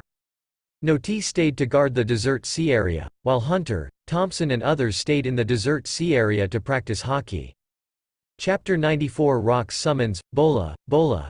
Brother Newgate, do you know what Captain Rox wants us to do? Carl took out his phone and called Newgate, who was still on Beehive Island. I want to ask if you know why Rox summoned them for something important. I'm also confused. Are you rushing back? In order to keep it secret, Rox naturally did not tell Newgate, so Newgate himself did not know. At the same time, he also knew that Carl was not on the island at this time. Yes, but we still need a few hours. Gu la la la. See you on the island. Bah. After Carl hung up the phone, he turned to look at Linlin. Linlin, it seems that Brother Newgate doesn't know what happened. Linlin thought for a moment. Well. That might be something that requires the whole team to mobilize. Carl agreed with Charlotte Linlin's point of view, and the news had been leaked in several previous conspiracies. We have to wonder how high the status of the spies within Rox Pirate is. So in order to keep the news secret, only their division captains must be summoned. After several hours of traveling, the two arrived at the sky above Beehive Island. But they did not stop, but flew directly towards the conference room in the center of the island. The two got off Zeus as they approached the conference room. Tap tap tap. Gu la la la. Brother Carl, you came quite early this time. Brother Newgate laughed. After Carl and Linlin entered the conference room, they sat down in their respective seats and responded to Newgate with a smile. He didn't expect that the two of them arrived relatively early after being delayed for several hours. At this time, there were only 6 or 7 people in the conference room, including him and Linlin. John Silver Axe Ochaku is the only one who has not arrived yet. Only Golden Lion and Kaido have not arrived yet. Seeing John's angry eyes, Carl naturally stared back unceremoniously. But when he looked at the stools in front of him, there were actually 12 of them. But soon he stopped being surprised. Soon, the door was opened again. Leading the charge is none other than Golden Lion Shiki. Gia ha ha ha. It seems that I came late. Shiki, it's up to you, do it quickly. HMPH, a lost dog. Seeing John accusing him on the sidelines, he suddenly became furious. But this is a conference room after all, and it's not easy for him to get angry. There happened to be 2 men and 3 women who came in behind Shiki. Of course, Kaido sat next to Charlotte Linlin. A sweet-looking girl walked up to Newgate.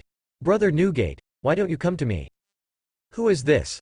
Looking at this blonde-haired woman, Carl guessed that this could not be Miss Ba Jin, right? I am Miss Ba Jin. Hello Lord Carl. Carl smiled and said hello to her. Sure enough, he guessed right. This is Miss Ba Jin, who later claimed to be Whitebeard's favorite woman. It is not known whether Wable was Newgate's biological child. He looked at the man and 2 women sitting opposite. One of them is Shaki, needless to say. Those 2 are Kurozumi Higurashi and Kurozumi Semimaru. I also joined Rox Pirate in the past few months. Because the fruit has special abilities, it is specially approved to participate in the division captain meeting. I heard Newgate's introduction. There is an impression in my mind. In the original work, these 2 were probably the ones who helped Kurozumi usurp the country. It seems to be a clone fruit ability user and a barrier fruit ability user. If we talk about devil fruits abilities alone, these 2 can indeed be of great use. Ha ha ha ha. Now that everyone is here, let's get started. Rox walked out of the side hall and sat at the front seat. Several people looked at Rox, wanting to hear what was the purpose of calling them all back. After Rox sat down, he looked at everyone with a mocking expression. We are already equivalent to unifying the second half of the Grand Line. But this year, there is actually a king from the New World who wants to offer heavenly gold to the world government. It's actually not available to us. Isn't the deterrent effect we give them strong enough? Shiki saw John was about to speak and immediately snatched the conversation away. Gia ha ha ha ha. I like this, Captain Rox, tell me when it will start. I only have one word for this. If I can't get it, the world government can't get it either. Rox showed a fierce aura, shocking everyone present. Feeling the powerful momentum of Rox, he is indeed the most ferocious pirate in the world. Kurozumi Higurashi thought that the hope of restoring the Kurozumi family might be realized here. I received the message. There are 3 fleets of golden ships in the sky. I'm going to take action on their way back. Rox looked at Shiki first, then at Newgate, and finally at Linlin and Carl. The first team is led by Newgate and Shiki, followed by John Ochaku. The second team is led by Charlotte Linlin, Carl and U2, followed by Silver Axe and Kaido. For the last one, I led the team with Miss Bajan and Kurozumi, 2 brothers and sisters. Rox did not explain the specific route. In his opinion, if there was a traitor, he would explain the route. Marine might know about it, so he wouldn't tell it until the day before he left. The time is set in 3 days. I hope none of you will leak the news, otherwise. Buzz. Rox unabashedly unleashed his domineering conquerors, and Carl's brows kept twitching, as if he was encountering a terrifying crisis. But he quickly took it back. Although he only let it go for a few seconds, cracks already appeared on the table in front of him and the surrounding walls. Captain Rock's strength is truly unfathomable. Carl didn't even know how Garp and Roger were able to kill such a powerful Rox. To be honest, the 2 of them together should not be Rox's opponent. Is there something else going on? Don't worry, Captain Rox, if there is a traitor, I will be the first to crush him. John looked at Carl unabashedly. If given the chance, he wished that Carl would be an undercover agent, so that he wouldn't have to worry about how to take action. Okay, now that we've finished talking, go back and get ready. We'll set off on time in 3 days. After Rox finished explaining the matter, he turned and walked to the next room. Yes. As for Carl and others, they naturally began to withdraw. Gu la la la. Carl needs to be careful this time. Maybe I can meet your old rival this time. On the way out, Newgate kindly reminded Carl. After all, he was so seriously injured last time that he almost died. Don't worry, I won't be so embarrassed now. I really want to meet him. Naturally, Newgate would not know that Carl had already fought against Sengoku Garp once. Let's have some drinks together tonight? No problem. Brother Newgate is waiting for me. After receiving Carl's affirmation, Newgate and he walked back to their respective stations. Stop. What is your relationship with Linlin? What do you think our relationship is? As soon as he parted ways with Newgate, Kaido jumped out and stopped in front of him. I advise you to be nice to him. If you let me know that Sister Linlin has been bullied by you, I will definitely not let you go. Ha ha ha, little brat, it's your turn to worry. As long as I hear that you are not good to Sister Linlin, I will definitely find you. Just wait for me. Kaido said harsh words and walked away with the mace. Sure enough, she still looked good when she was young. Kaido's upper body is very thick, but his lower body has 2 thin legs, making his body very uncoordinated. Watching his figure fading away, he touched his chin first. Then he smiled and returned to his station first. He also needed to prepare. Davis, pack up and go to sea with me in 3 days. Captain Carl, are things so urgent? When Carl returned to the station, he immediately called Davis. But Davis had doubts when he heard that he was going to sea again in 3 days. We have a big deal coming. Captain Carl, don't worry, I will explain it immediately. Clay was now away from the island, so the burden of arranging and notifying affairs fell to Davis. Chapter 95 Heavenly Gold. After the Rocks meeting, the whole group made a big move, and was immediately discovered by the undercover agent, who then called Marshall Hill and informed him. Rocks Pirate is currently undergoing large-scale transfers throughout the team. Marshall Hill naturally knew the seriousness of the matter, and he must have come to the sky. So he quickly called Sengoku. Did everyone understand this mission clearly? Don't worry, Marshall Hill. Okay, let's continue with the explanation. After hanging up the phone, Hill felt that something was still wrong, and immediately sent Wenhu Admiral from Naval Headquarters. 3 days later, be safe, Brother Newgate. Brother Carl, you are the one. The 3 fleets started moving in different directions. Is this address reliable? This is the address given by Captain Rocks. It should be reliable. After all, the current intelligence agent Shaki is quite powerful. Charlotte Linlin saw that Carl had some questions about this address, so she told what she had seen and heard about Shaki in the past few months. Shaki is indeed an intelligence agent. She can verify all matters big and small in New World. She even sells intelligence on the island. It turns out to be Shaki, so the authenticity of the information can still be recognized. Why, come out with me, do you feel a little dissatisfied? He put the matter behind him and looked at Kaido next to him. Snort. Kaido ignored him, snorted slightly, and walked out of the room. Charlotte Linlin got up and sent Kaido out. After coming back, he angrily said to Carl, "Okay, okay. Kaido is such a cute brother. How can you say that to him?" "Ha ha ha, no, no, I just wanted to tease this person so much." "What does it mean to be cute? Just take it as my nickname." Carl smiled awkwardly. Why did he accidentally say Kaido's nickname? A few hours passed while chatting, and finally we arrived at the target sea area. In the sea in front of you, there is only a desert island standing alone in the middle of the sea. "Captain Carl, we have arrived at the target sea area. There is a small island ahead, just stop there." "Copy that, Captain Carl." When Carl was about to walk back to the cabin, he saw the shadow of the fleet emerging from the distant sea from the corner of his eye. "Stop." Davis was about to inform the crew and drive towards the desert island in front of him when he heard Carl's voice and stopped quickly. "What's wrong, Captain?" Carl smiled and pointed to the left rear. "No need to go, they are already here." Davis followed Carl's direction and immediately saw the team coming from a distance. "Then let's do it now." Carl put down his hand and looked at the fleet in the distance. "Of course, let's lean over." Davis looked solemn, nodded to Carl, and then immediately informed the crew to move closer to the fleet approaching from a distance. With such a big target, it was inevitable for them to be discovered by Marine. Sengoku Vice Admiral, Rock's pirate, was discovered ahead. Sengoku, Garp, and Zephyr immediately walked towards the railing of the deck. Due to the scheduling problem of Tianshongjin, both Zephyr and Crane were transferred to New World. Crane takes charge of the rear, and Zephyr joins Garp Sengoku's fleet. Zephyr adjusted his glasses, feeling a little excited, and looked at the fleet in the distance. "Oh, is it Rox himself?" Sengoku put away the glasses and handed them to the messenger next to him. "He is an old acquaintance of ours. Ha ha ha." Garp laughed from the sidelines. "I didn't expect that we would be so unlucky to meet Carl." "Yes, you heard it right. Carl and the others arrived a little later than scheduled. So I happened to meet Garp Sengoku and others who were passing through this sea area. The person Sengoku wants to kill most right now is probably Carl. I didn't expect that my plan was so thorough that we would still encounter each other."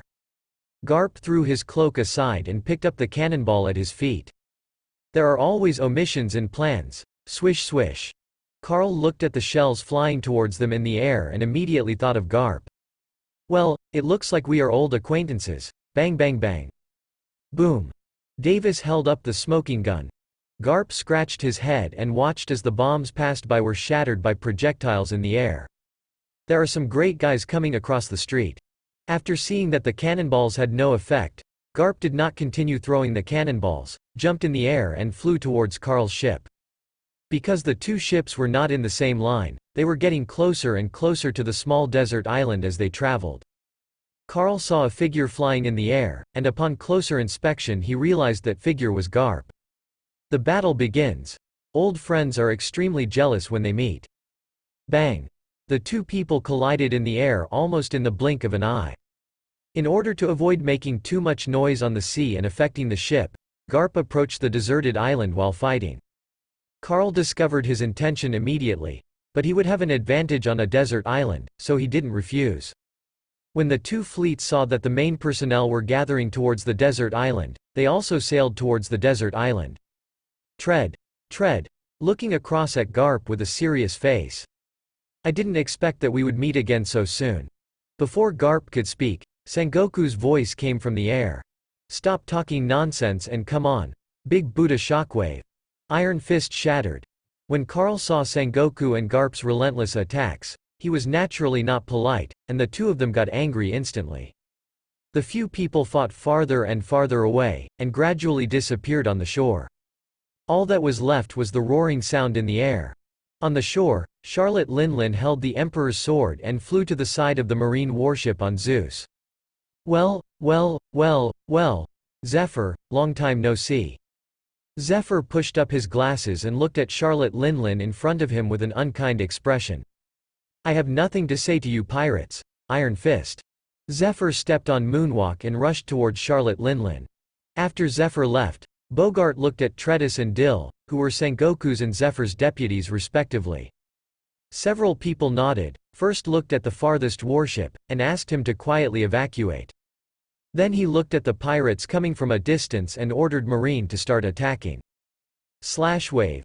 Marine on the ship picked up a gun and started shooting at the pirates rushing towards the coast. Bang bang bang. Fields rushed forward and shattered Bogart's chop first. Bang. Staring at Bogart in front of him, he quickly moved towards him.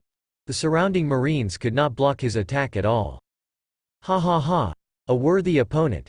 He ran forward, jumped, and swung his fist towards Bogart. Bogart quickly waved his long knife to block Fields' fist. Clang. Feeling the power coming from the knife, Bogart looked at Fields with excitement. You're not bad either. Noti and Kaido were killing everyone in the Marine, but in the blink of an eye, they were blocked by an unattractive Marine. Pirate, don't be too arrogant. Noti looked at Tritus without saying a word and immediately attacked. Then let's see if you have this strength. Level 8 boxing, elbow to the heart. Thunder 8 trigrams. Armed color coverage, finger pistol. Clang. Boom. When, it's not a good habit to hide behind and shoot cold shots. Davis looked through the scope and saw Dill waving to him. Silver Axe saw Dill on the side and immediately launched a sneak attack. Dill resisted hastily. Clang. Dill gritted his teeth and looked at Silver Axe. Do you pirates only do sneak attacks? Silver Axe disagrees. You say I'm a pirate, what do you think?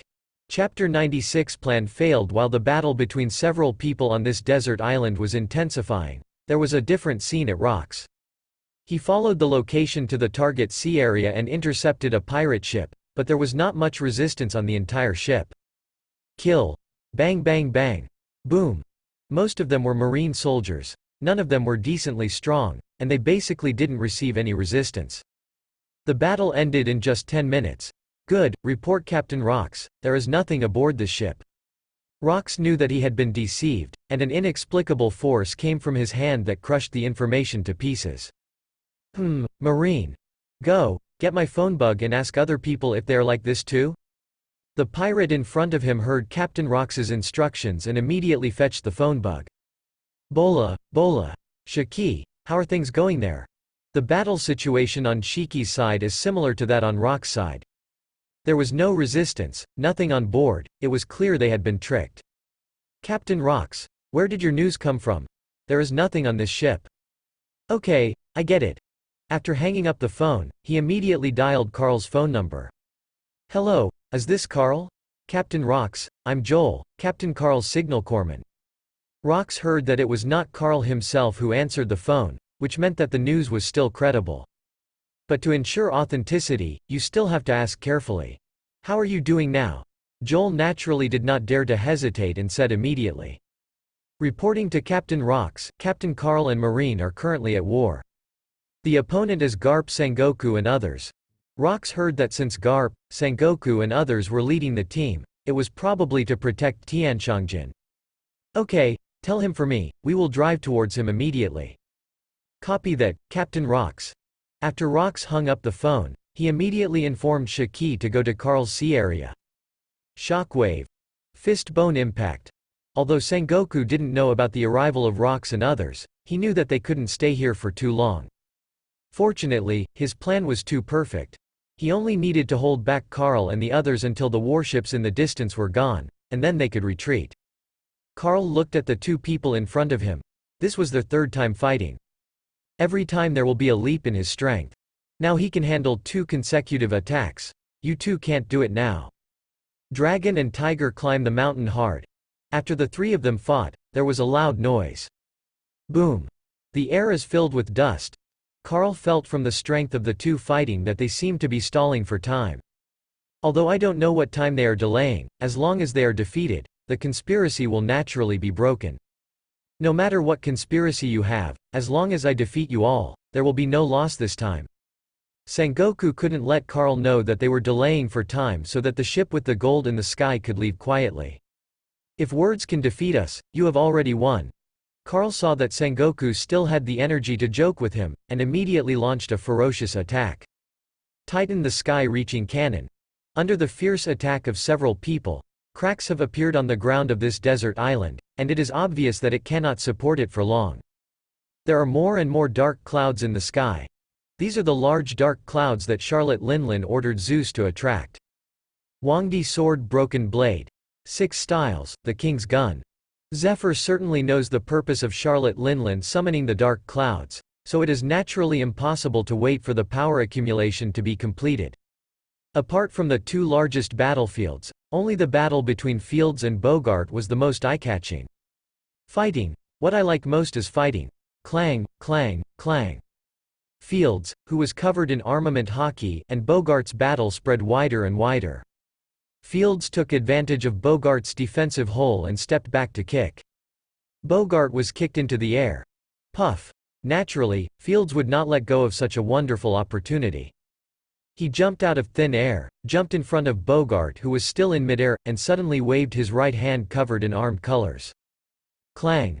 Bogart's reaction was not slow, and he drew out his long knife to resist, but there was nothing to use in the air. The whole person was still hit hard to the ground. Boom. Tritus was closest to him, and with the help of Noti's attack, he retreated to Bogart and helped him up. How are you okay?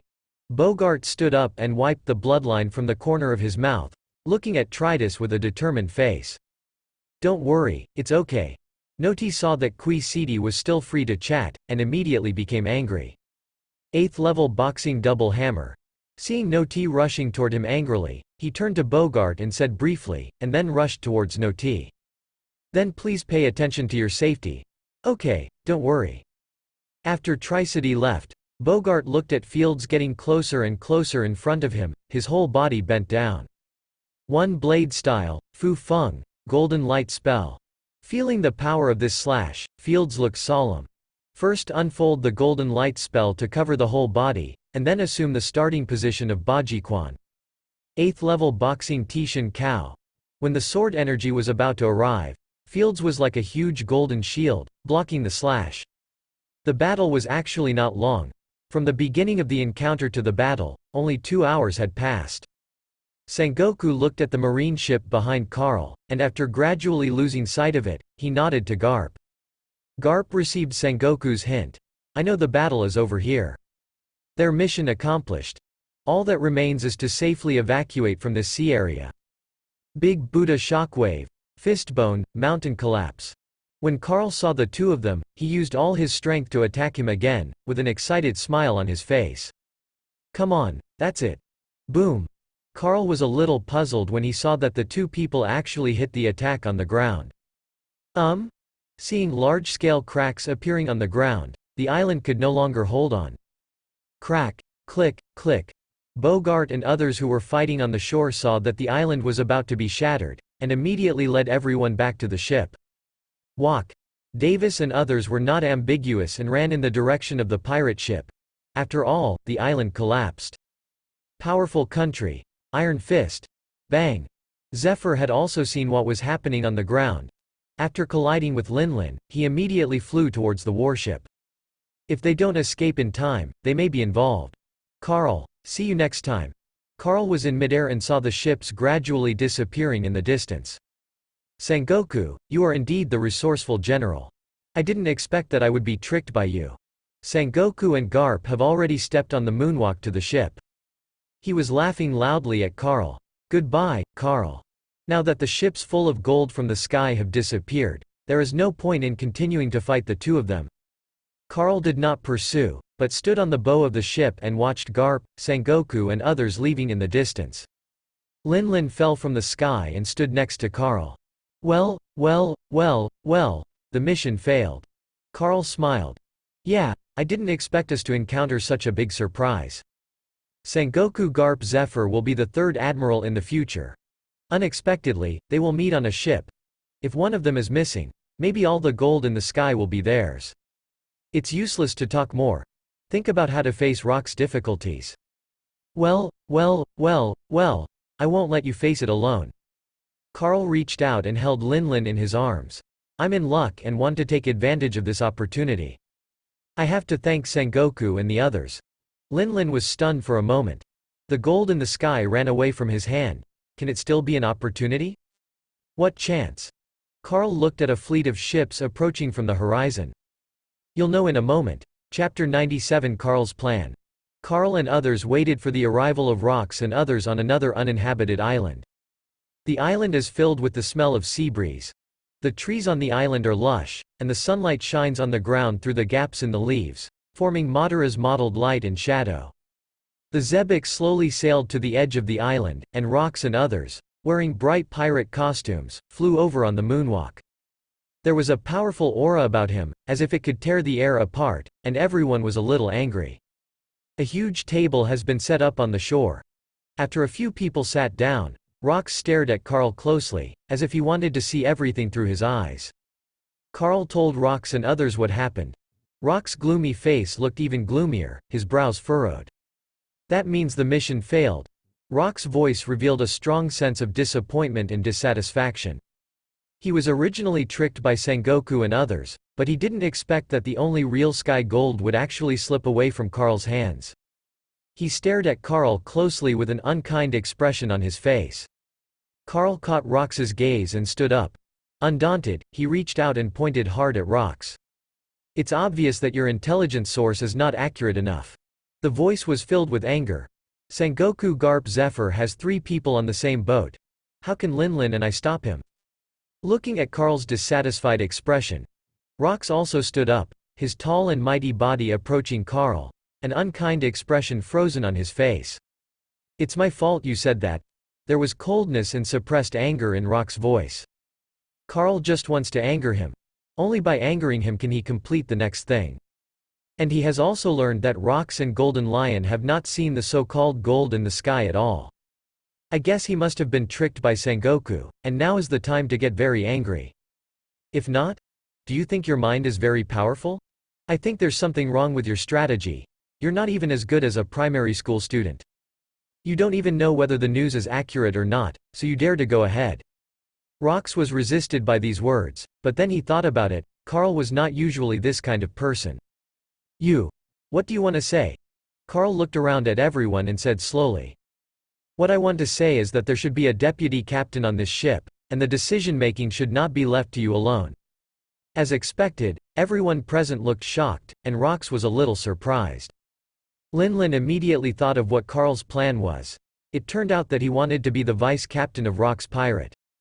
Davis and others who were far away on the deck didn't know what Carl and the others said. They only knew that the area suddenly became quiet. They all wondered if something big had happened. Rox stood up, laughed wildly, spread his hands, and looked at Carl. Ha ha ha. As long as you are strong enough, of course you can. The air suddenly became solid. Crunch. Seeing the golden light solidifying on Carl's hand and the momentum erupting from his body, everyone knew that today's battle must be fought. Golden Lion and others immediately stood up and moved away from them, leaving a large enough space for them. Golden Lion floated aside, lit a cigar first, and then laughed wildly. Gia ha ha ha. Carl's ambition is really big. After he finished speaking, he glanced lightly at John, who looked excited next to him. John, maybe your goal will be achieved today. John also didn't expect Carl to be so stupid as to want to challenge Rox. Ha ha ha. John had just laughed a few times when he found Newgate and Charlotte Linlin looking at him with angry expressions. Gu la la la. What if something happens to brother Carl? John. Well. John, our accounts haven't been settled yet. John stopped talking for a moment. He was also afraid of being attacked by Linlin and Newgate, because his right hand was broken now and his strength was not as good as before. Boom. Everyone was attracted by the sudden sound and looked at the 2 people on the shore of the island. When Davis and others heard the loud noise, they stopped talking and looked at the 2 people fighting. The captain and Captain Rox got into a fight. 2 visible red semicircles in the air, Conqueror's Haki, are colliding. Ha ha ha. Aren't you strong enough? Although Carl didn't know exactly how strong Rox was, since he could suppress Golden Lion, Newgate and others, he thought his strength wouldn't be much worse. It's far worse than the captain. Carl took a deep breath, knowing that Conqueror's Haki's resistance was far inferior to that of Rox. He felt that his Conqueror's was being pressed back into his body by Rox little by little. A determined light flashed in his eyes, and he knew he couldn't wait any longer. The Xuanzang of heaven and earth, the root of Wan Qi, has cultivated extensively for hundreds of millions of kalpas, and has proven my supernatural powers. Within and outside the three realms, only the Tao is the most respected. There is golden light in my body, which reflects my body. As the spell was recited, a circle of golden light appeared around his body, covering him with a layer of solid armor. But he knew it wasn't enough, the true form of Titan. The whole body expanded a lot. Level 8 elbow to the heart. Among the skills he has mastered, level 8 boxing is the most suitable fighting technique for close combat, and can exert amazing power in a short period of time. Kick your feet hard, and rush towards Rox like an arrow from a string. Rox saw the big changes in Carl's body in a short period of time, and showed a ferocious smile, taking this opportunity to test Carl's skills. Carl, you hide it really deep. When Rox saw Carl coming in front of him, he immediately turned around to resist. The collision between their elbows caused bursts of sizzling sounds in the air. But after Rox resisted, he didn't hesitate. Instead, he suddenly kicked out his right foot and hit Carl's waist with lightning speed.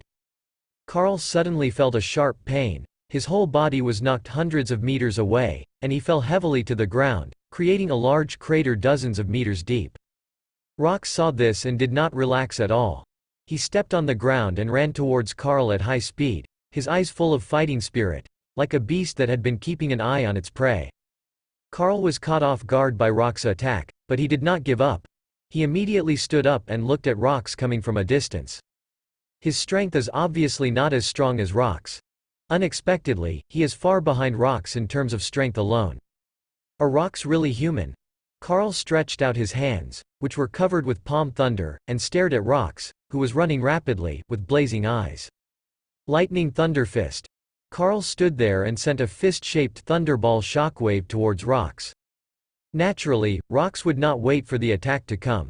He quickly extended his right hand covering armament hockey and smashed the incoming thunderballs one after another. After resisting the palm thunder, Rox felt a slight numbness in his left hand. Aren't you pretty capable?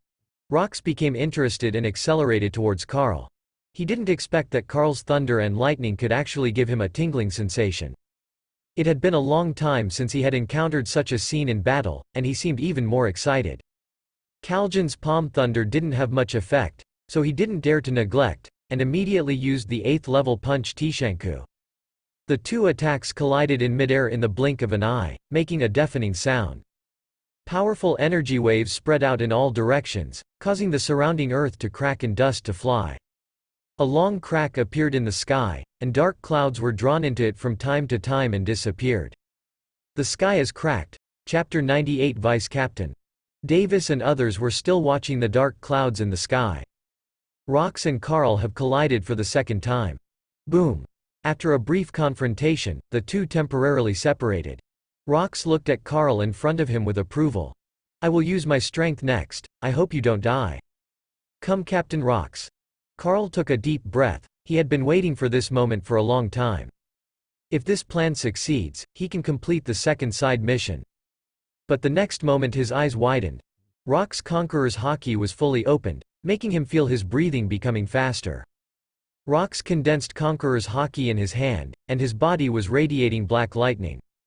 Waves of ripples flashed around the fist, as if it could shatter the space in the next moment. I recognize your strength, Domination Fist. Feel the fluctuations in Rox's fist. I guess it's the power of Conqueror's haki entanglement. He quickly covered his right fist with the golden light spell armament haki and thunder method. The right foot retreated, and then the right fist suddenly blasted out. Thunder Fist. Bang! The two fists did not touch each other directly, but an energy wave visible to the naked eye spread rapidly in all directions. The surrounding land began to crack, big trees flew out, and the island began to shake violently. Golden Lion and others immediately came to the ship from the shore to protect the pirates on the ship. Even so, the ship was pushed hundreds of meters away by the energy wave. But fortunately, Golden Lion and others arrived in time and protected the ship without letting it break. As soon as the energy wave stopped, Golden Lion looked at the two people in the middle of the island. Gia ha ha ha. Carl has really done a great thing. The stronger Carl is, the greater his hope will be if he wants to break away from the Rox team. After all, Charlotte Linlin still owed him a favor. Gu la la la. Brother Carl's strength is growing really fast. Newgate took a sip of wine and looked in Carl's direction with envy. Unexpectedly, Carl, who was still so weak on the desert island, could actually fight rocks now. It seems that his original investment was not wrong. John and others secretly resented it. What John hates is that Carl is so powerful. His chance of revenge is basically gone, and he may even face Carl's revenge. He couldn't help but act cautiously in the future. Ochaku and Silver Axe, on the other hand, don't want Carl to become the deputy captain, because in this case, it is equivalent to having someone above them who can control them. Boss Carl is so powerful, it's better to be strong, like this. Looking at Khalil's wild smile, Davis naturally knew that he wanted to fight the captain. But a smile still appeared on his lips. The captain is so strong and their faces look bright. Who doesn't want to be with a strong captain? Well, Carl, I hope you can finish. Charlotte Linlin is not that optimistic, her expression is still very solemn. When Rox founded the Rox Pirate, except for John and the other three, everyone else conquered them violently. Each of them has seen Rox shots, but in their feeling, it is not Rox's full strength. I always feel like Rox is hiding something, but even so, they were still won by Rox in a short time. Kamui! Rox roared. He pulled out the sword from his waist, the supreme sharp sword, the Black Dragon.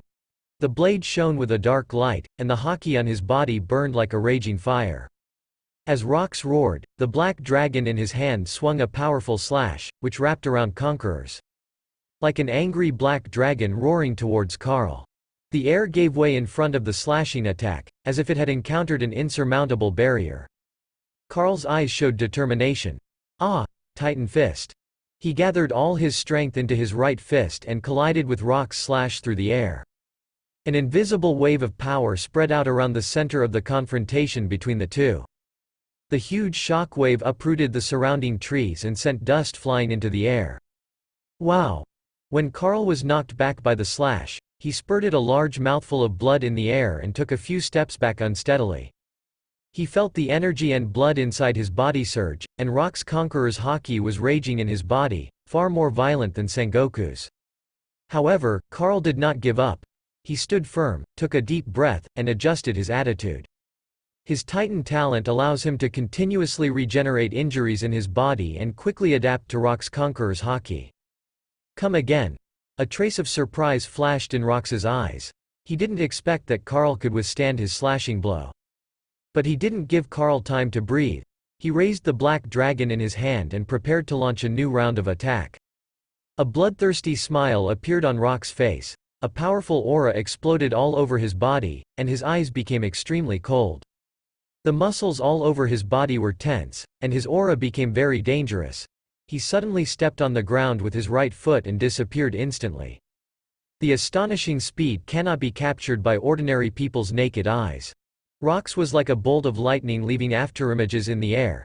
His speed was breathtaking, as if he had traveled through space in an instant. The overwhelming number of conquerors impeded Carl's perception of color, as if there were countless Rox, and it was impossible to predict the direction in which the Rox would attack him. There was a flash of panic in Carl's heart, but he quickly adjusted his mentality and concentrated on dealing with Rox's attack. Could this be killing on sight? Before he could finish speaking. As a suppressed laughter came from his left ear. Carl immediately turned around, arched his left foot slightly, stepped back with his right foot, and then kicked violently towards the source of the sound. King's kick. Carl roared, and his right foot lifted Rox down like a bolt of lightning. When? There was a loud noise, and Rox used the Black Dragon to block Carl's attack. Rox's blade collided with Carl's fist, creating fierce sparks and a powerful shockwave. Turned the surroundings into dust. The ability to block this attack was entirely due to Carl's fighting instinct. Seeing Rox's bloodthirsty eyes, Carl gritted his teeth and used all his strength to resist. Carl's eyes became extremely determined, and he did not dare to relax at all. Boom! After the two men separated from each other for a short time, they immediately entered into rage mode. Their speed is getting faster and stronger, and the whole island is shaking with their battle. Clang, clang, clang, dang dang dang. During the battle, Rox and Carl were fighting at extremely fast speeds, and sparks flew across the island. The roar of each collision was even more continuous, as if to declare the fierceness and cruelty of this battle.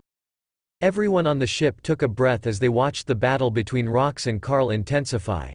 They realized that the battle was beyond their imagination, so they quickly moved the ship back several sea miles to ensure their own safety. At the same time, at Naval Headquarters, Marshal Hill was anxiously waiting for news from the front line. His eyes were fixed on the phone bug, looking forward to the arrival of good news. "Hello, is this Admiral Hill?" The phone suddenly rang, and the voice of Sengoku Vice Admiral came. "I am Marshal Hill, Sengoku Vice Admiral, please speak." Marshal Hill responded quickly, with a hint of urgency in his tone. "We have escaped Rock's pursuit." Sengoku's middle voice sounded a little tired, but mostly filled with joy. The 3 heavenly gold ships were not damaged. Sengoku Vice Admiral continues to report. When Marshal Hill heard the good news, the corners of his mouth raised and he clenched his fists tightly and said excitedly, "No problem, I'll celebrate your success when you come back." Sengoku looked at Garp and Zephyr after hanging up the phone and breathed a sigh of relief. Fortunately, the plan was too thorough this time. Otherwise, the consequences would be unimaginable. Garp poured a bag of donuts directly into his mouth and chewed them. "Ha ha ha." Garp smiled heartily. Crack, click, click. He ate with gusto and said proudly, "Who would have thought that we would have 9 ships this time?" Zephyr held his hands beside him, pushed up his glasses, and said seriously, "Although we succeeded this time, they will be on guard next time." "Yeah, this plan won't be used next time." Sengoku nodded in agreement. It turned out that Sengoku had an idea when he learned that they were responsible for escorting the heavenly gold. In order to ensure the safety of gold in the sky, he specially arranged 3 identical ships to collect it. After collecting the gold from the sky, each ship sailed to the world government one by one according to the time node. The 3 ships will communicate every 15 minutes. If something goes wrong, change your route immediately to avoid being attacked by the Rox pirate. If there are no problems, they will continue on their original route. In this way, if the Rox pirate people ambush in a certain location, their probability is only 1/3. They were unable to determine which ship was the real gold transport ship in the sky, which greatly reduced their possibility of success. The news Shaki learned was the route of the 3 ships, but he didn't expect that the 2 escorting ships and the ship collecting heavenly gold were exactly the same. Sengoku looked in Carl's direction worriedly. Why didn't he know the solution to this matter? He could only use it this time. He knew that if the Rox pirate saw through this ploy, they would be ready to be even more difficult to deal with next time. His eyes turned back to Rox. "Carl, the warm-up is over." When Carl heard Rock's words, his eyes widened and he said in shock, "This is actually not your full strength." When Rox heard Carl's words, he seemed to have heard something funny and burst into laughter. "Ha ha ha, no one has ever seen me use my full strength, Carl." Rox stood there, his hands tense and tightly holding the black dragon. Cut. There were no fancy moves, just ordinary slashes, but the hairs all over Carl's body stood up as he felt a strong danger of death. This is the first time he has faced such a severe death crisis. Golden light spell. Armed colors. Get moving. He used all his strength to allow himself to resume free movement under this terrifying threat. Clang. Tear. Tick-tock. After the fight, the 2 stood with their backs facing each other. Rox put away the long sword Black Dragon, then turned to look at Carl. "I recognize your ability, you will be the vice captain." Carl did not resist this slash. I saw a long wound from his right chest to his left waist, and the internal organs could already be seen. Even if you look carefully, you can see that the heart on the left chest is showing its sharp corners and is beating rapidly. The blood flowing in his chest slowly turned into a puddle at his feet like a stream.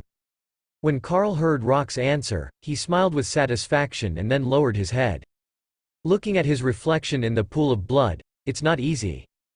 I almost died. Rox heard Carl's whisper and stepped forward. Feeling that Carl's vitality was rapidly recovering, he couldn't help but smile. Can't die. Ha ha ha ha. Ha ha ha. Hearing Rock's laughter, Carl couldn't help but laugh. The laughter of the 2 of them echoed in the sea breeze, looking particularly cheerful. Davis, Charlotte Linlin and others on the ship were already running towards Carl quickly after seeing the battle between the two. "Captain Carl. Well, Carl, how are you?" Charlotte Linlin took the lead and flew next to Carl first. But looking at the huge wounds on Carl's body, he didn't know what to do for a moment. Fortunately, Davis picked up the ship's doctor on the way over. "Doctor, come quickly, doctor." Looking at the huge wound on Carl's chest, the ship's doctor was a little shocked. He was not dead after suffering such a serious injury. He was indeed a monster. From this moment on, Carl was truly the first officer. Chapter 99 Sengoku Admiral. I saw the ship's doctor coming. Carl sat on the ground first, his face was pale and his breathing was rapid. He stared at his left chest, where there was a deep wound and blood was still pouring out. He pointed to his left chest and said to the ship's doctor in front of him, "From here on, just use a needle and thread to sew it up for me."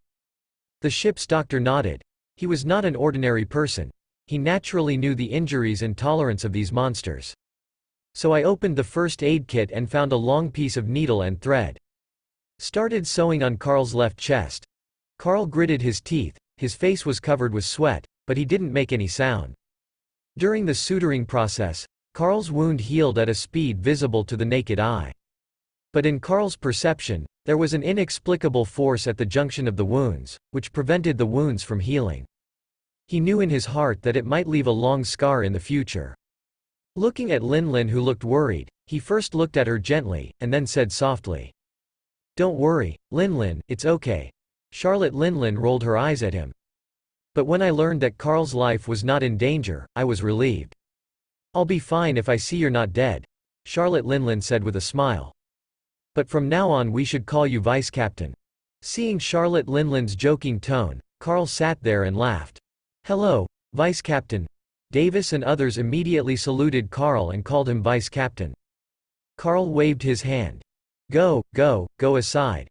Everyone was not so unsighted.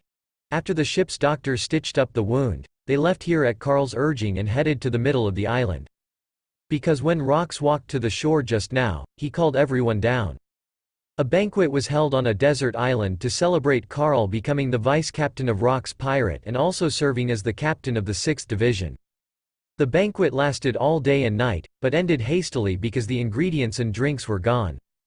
During this period, Carl's injuries had completely recovered, leaving only a long scar on his chest. And through Shaki's information, we also learned about Sengoku's plan this time. Everyone was not in a hurry to return to Beehive Island, but went directly to Punk Hazard and Lucy Island in the first half of New World. But by the time Rox arrived, the marine branches in both places were already empty. Sengoku naturally knew that the Rox pirate might be unwilling to give up and would seek revenge from Marine. Naturally, the first ones to bear the brunt are the 2 marine branches of New World. So the Marines in both places were evacuated early. They had no choice but to return to Beehive Island. As everyone sailed towards Beehive Island, Sengoku had already transported the Sky Gold to the world government and was on its way to the naval headquarters. World government, Marijoy. A tall and thin old man with a white beard looked at everyone present. "What do you think of Hill's proposal?" A fat scarred face was the first to give the answer. "I think it's okay." Seconded, "Agree. Just enough to fill the gap." Seeing that no one raised any objections, the old man with a white beard walked aside with the document and called Hill. "Okay, let's pass it on like this. We passed this ceremony." In the cabin, Sengoku is writing a report on the incident. Sengoku Vice Admiral, Naval Headquarters has arrived. Hearing the voice of the orderer at the door, he stood up and put away the report, then straightened his clothes. "Let's go." As soon as I walked to the deck, I saw Marshal Hill standing in the port of Naval Headquarters. "Sengoku Vice Admiral, well done this time. This plan is perfect, thank you for your hard work." "For justice." Sengoku salutes Marshal Hill. Then the group of people walked towards the naval headquarters. "I have reported your victory to the world government. The 5 elders have approved your promotion to the position of admiral." On the way, Marshal Hill informed Sengoku and others of the results of the 5 elders. "Ha ha ha. Sengoku, you have arrived at admiral." Garp was naturally the first to come up to congratulate him. Although he didn't want to be promoted to admiral, He was still very happy to see Sengoku, a good friend, promoted to admiral. "Thank you, Marshal, for your help." Sengoku looked at Marshal Hill with a grateful expression. He knew that if it weren't for Marshal Hill, he might have to delay his promotion to admiral. "Let's go. The promotion ceremony prepared for you has been completed." When I walked into naval headquarters, I found that the scene had been set. Officially announced that today the ceremony for Sengoku Vice Admiral's promotion to admiral begins now. Marine beat gongs and drums to celebrate the birth of the new admiral. The pirate on his side looked frustrated. Golden Lion sat on the deck and muttered angrily. "I haven't gotten the gold in the sky, and there's no one in the marine branch. I don't know who to turn to for this anger." Well. Who would have thought that Sengoku, Garp, and Zephyr would be together? Golden Lion was sulking and smoking a cigar. "It's a pity that it's too late. If we had come here earlier, we might have been able to intercept them." "Why are you anxious? Just because they ran away this year doesn't mean they can run away every year." Rox felt bored when he saw Newgate and others chattering away. After yelling, he walked into the cabin. A few people were like frosted eggplants, not daring to say a word. "Okay, let's go back and rest first. Listen to the deputy captain, let's go." Hearing John's mocking tone, Carl glared angrily. Seeing Carl's expression, John Shantou smiled, and turned around with a fierce look. Then everyone began to return to their ships. Carl returned to the room and opened the task module as soon as possible. Main Mission 1. Establish your own pirate group, not completed. Mission Reward. Thunder Dragon Egg Side Mission 2. Becoming the second in command of Rox Pirate, completed. Mission Reward. Conqueror's Hockey in Rox, to be claimed. Side Mission 3. Extend tentacles to each section of the Grand Line, 70% completion. Mission Reward. An unspecified template lottery. It's better to wait until you get back to collect it. But Side Mission 3, why is it 90% completed? He sat on the bed and thought for a while, and suddenly an idea came to him. Isn't it true that the forces I established in the Four Seas and Sky Island are also included? He quickly picked up the phone and called the people left behind in Sahai and Sky Island. After questioning, I learned that the underground mafia all over the world is now completely ruled by Carl. However, they are divided into many factions, and this is also to prevent the world government from discovering that one company is becoming bigger. Then what's left is the first half of the Grand Line. He took the phone again and dialed Ganfor, who was far away in Sky Island. Ganfor, who was far away in Sky Island, saw the phone bug that had just hung up and started ringing again. I thought it was Carl who didn't say anything, so he quickly picked up. Ganfor. Carl's voice rang from the phone bug. "Sir Carl, tell me." Carl doesn't mince words and gets right to the point. "Visalia, have you found it?" On Ganfor's side, they just received the specific location of Visalia and have already sent people to investigate. "I'm reporting that Mr. Carl has some clues and has sent people over to investigate. I need to gain control of this island as soon as possible. I hope you can speed up." Carl's tone was serious. "Understood, Lord Carl." Ganfu also answered neatly. After Carl asked about the matter, he hung up the phone. "I think as long as we get Visalia, the progress should be 100%. At the same time, Ganfor, who was far away in Sky Island, also hung up the phone and began to gather his men to prepare to go to Visalia in person. He wanted to gain control of the island as soon as possible. He knew that Carl was waiting for good news from him, and he could not let Carl down. Under the command of Ganfor, the Sky Island troops quickly took action and flew in the direction of Visalia in the Weeba. Their goal is to gain control of the island. Chapter 100 Vegapunk. Second day at sea. Bola, Bola. Carl sat up from the bed and rubbed his sleepy eyes. The sun shone in through the porthole of the boat and shone on his face, making him feel a little warm. He first looked around. The room was quiet except for the faint rocking sound of the boat. His eyes widened at first, then slowly closed, then widened again. Bola, Bola. He turned to look at Linlin, who was about to wake up next to him, and immediately answered the phone the next second. "Hello? Master Carl?" Hearing Clay's voice on the phone, he hoped it was good news, otherwise it wouldn't be a good idea to disturb his sleep.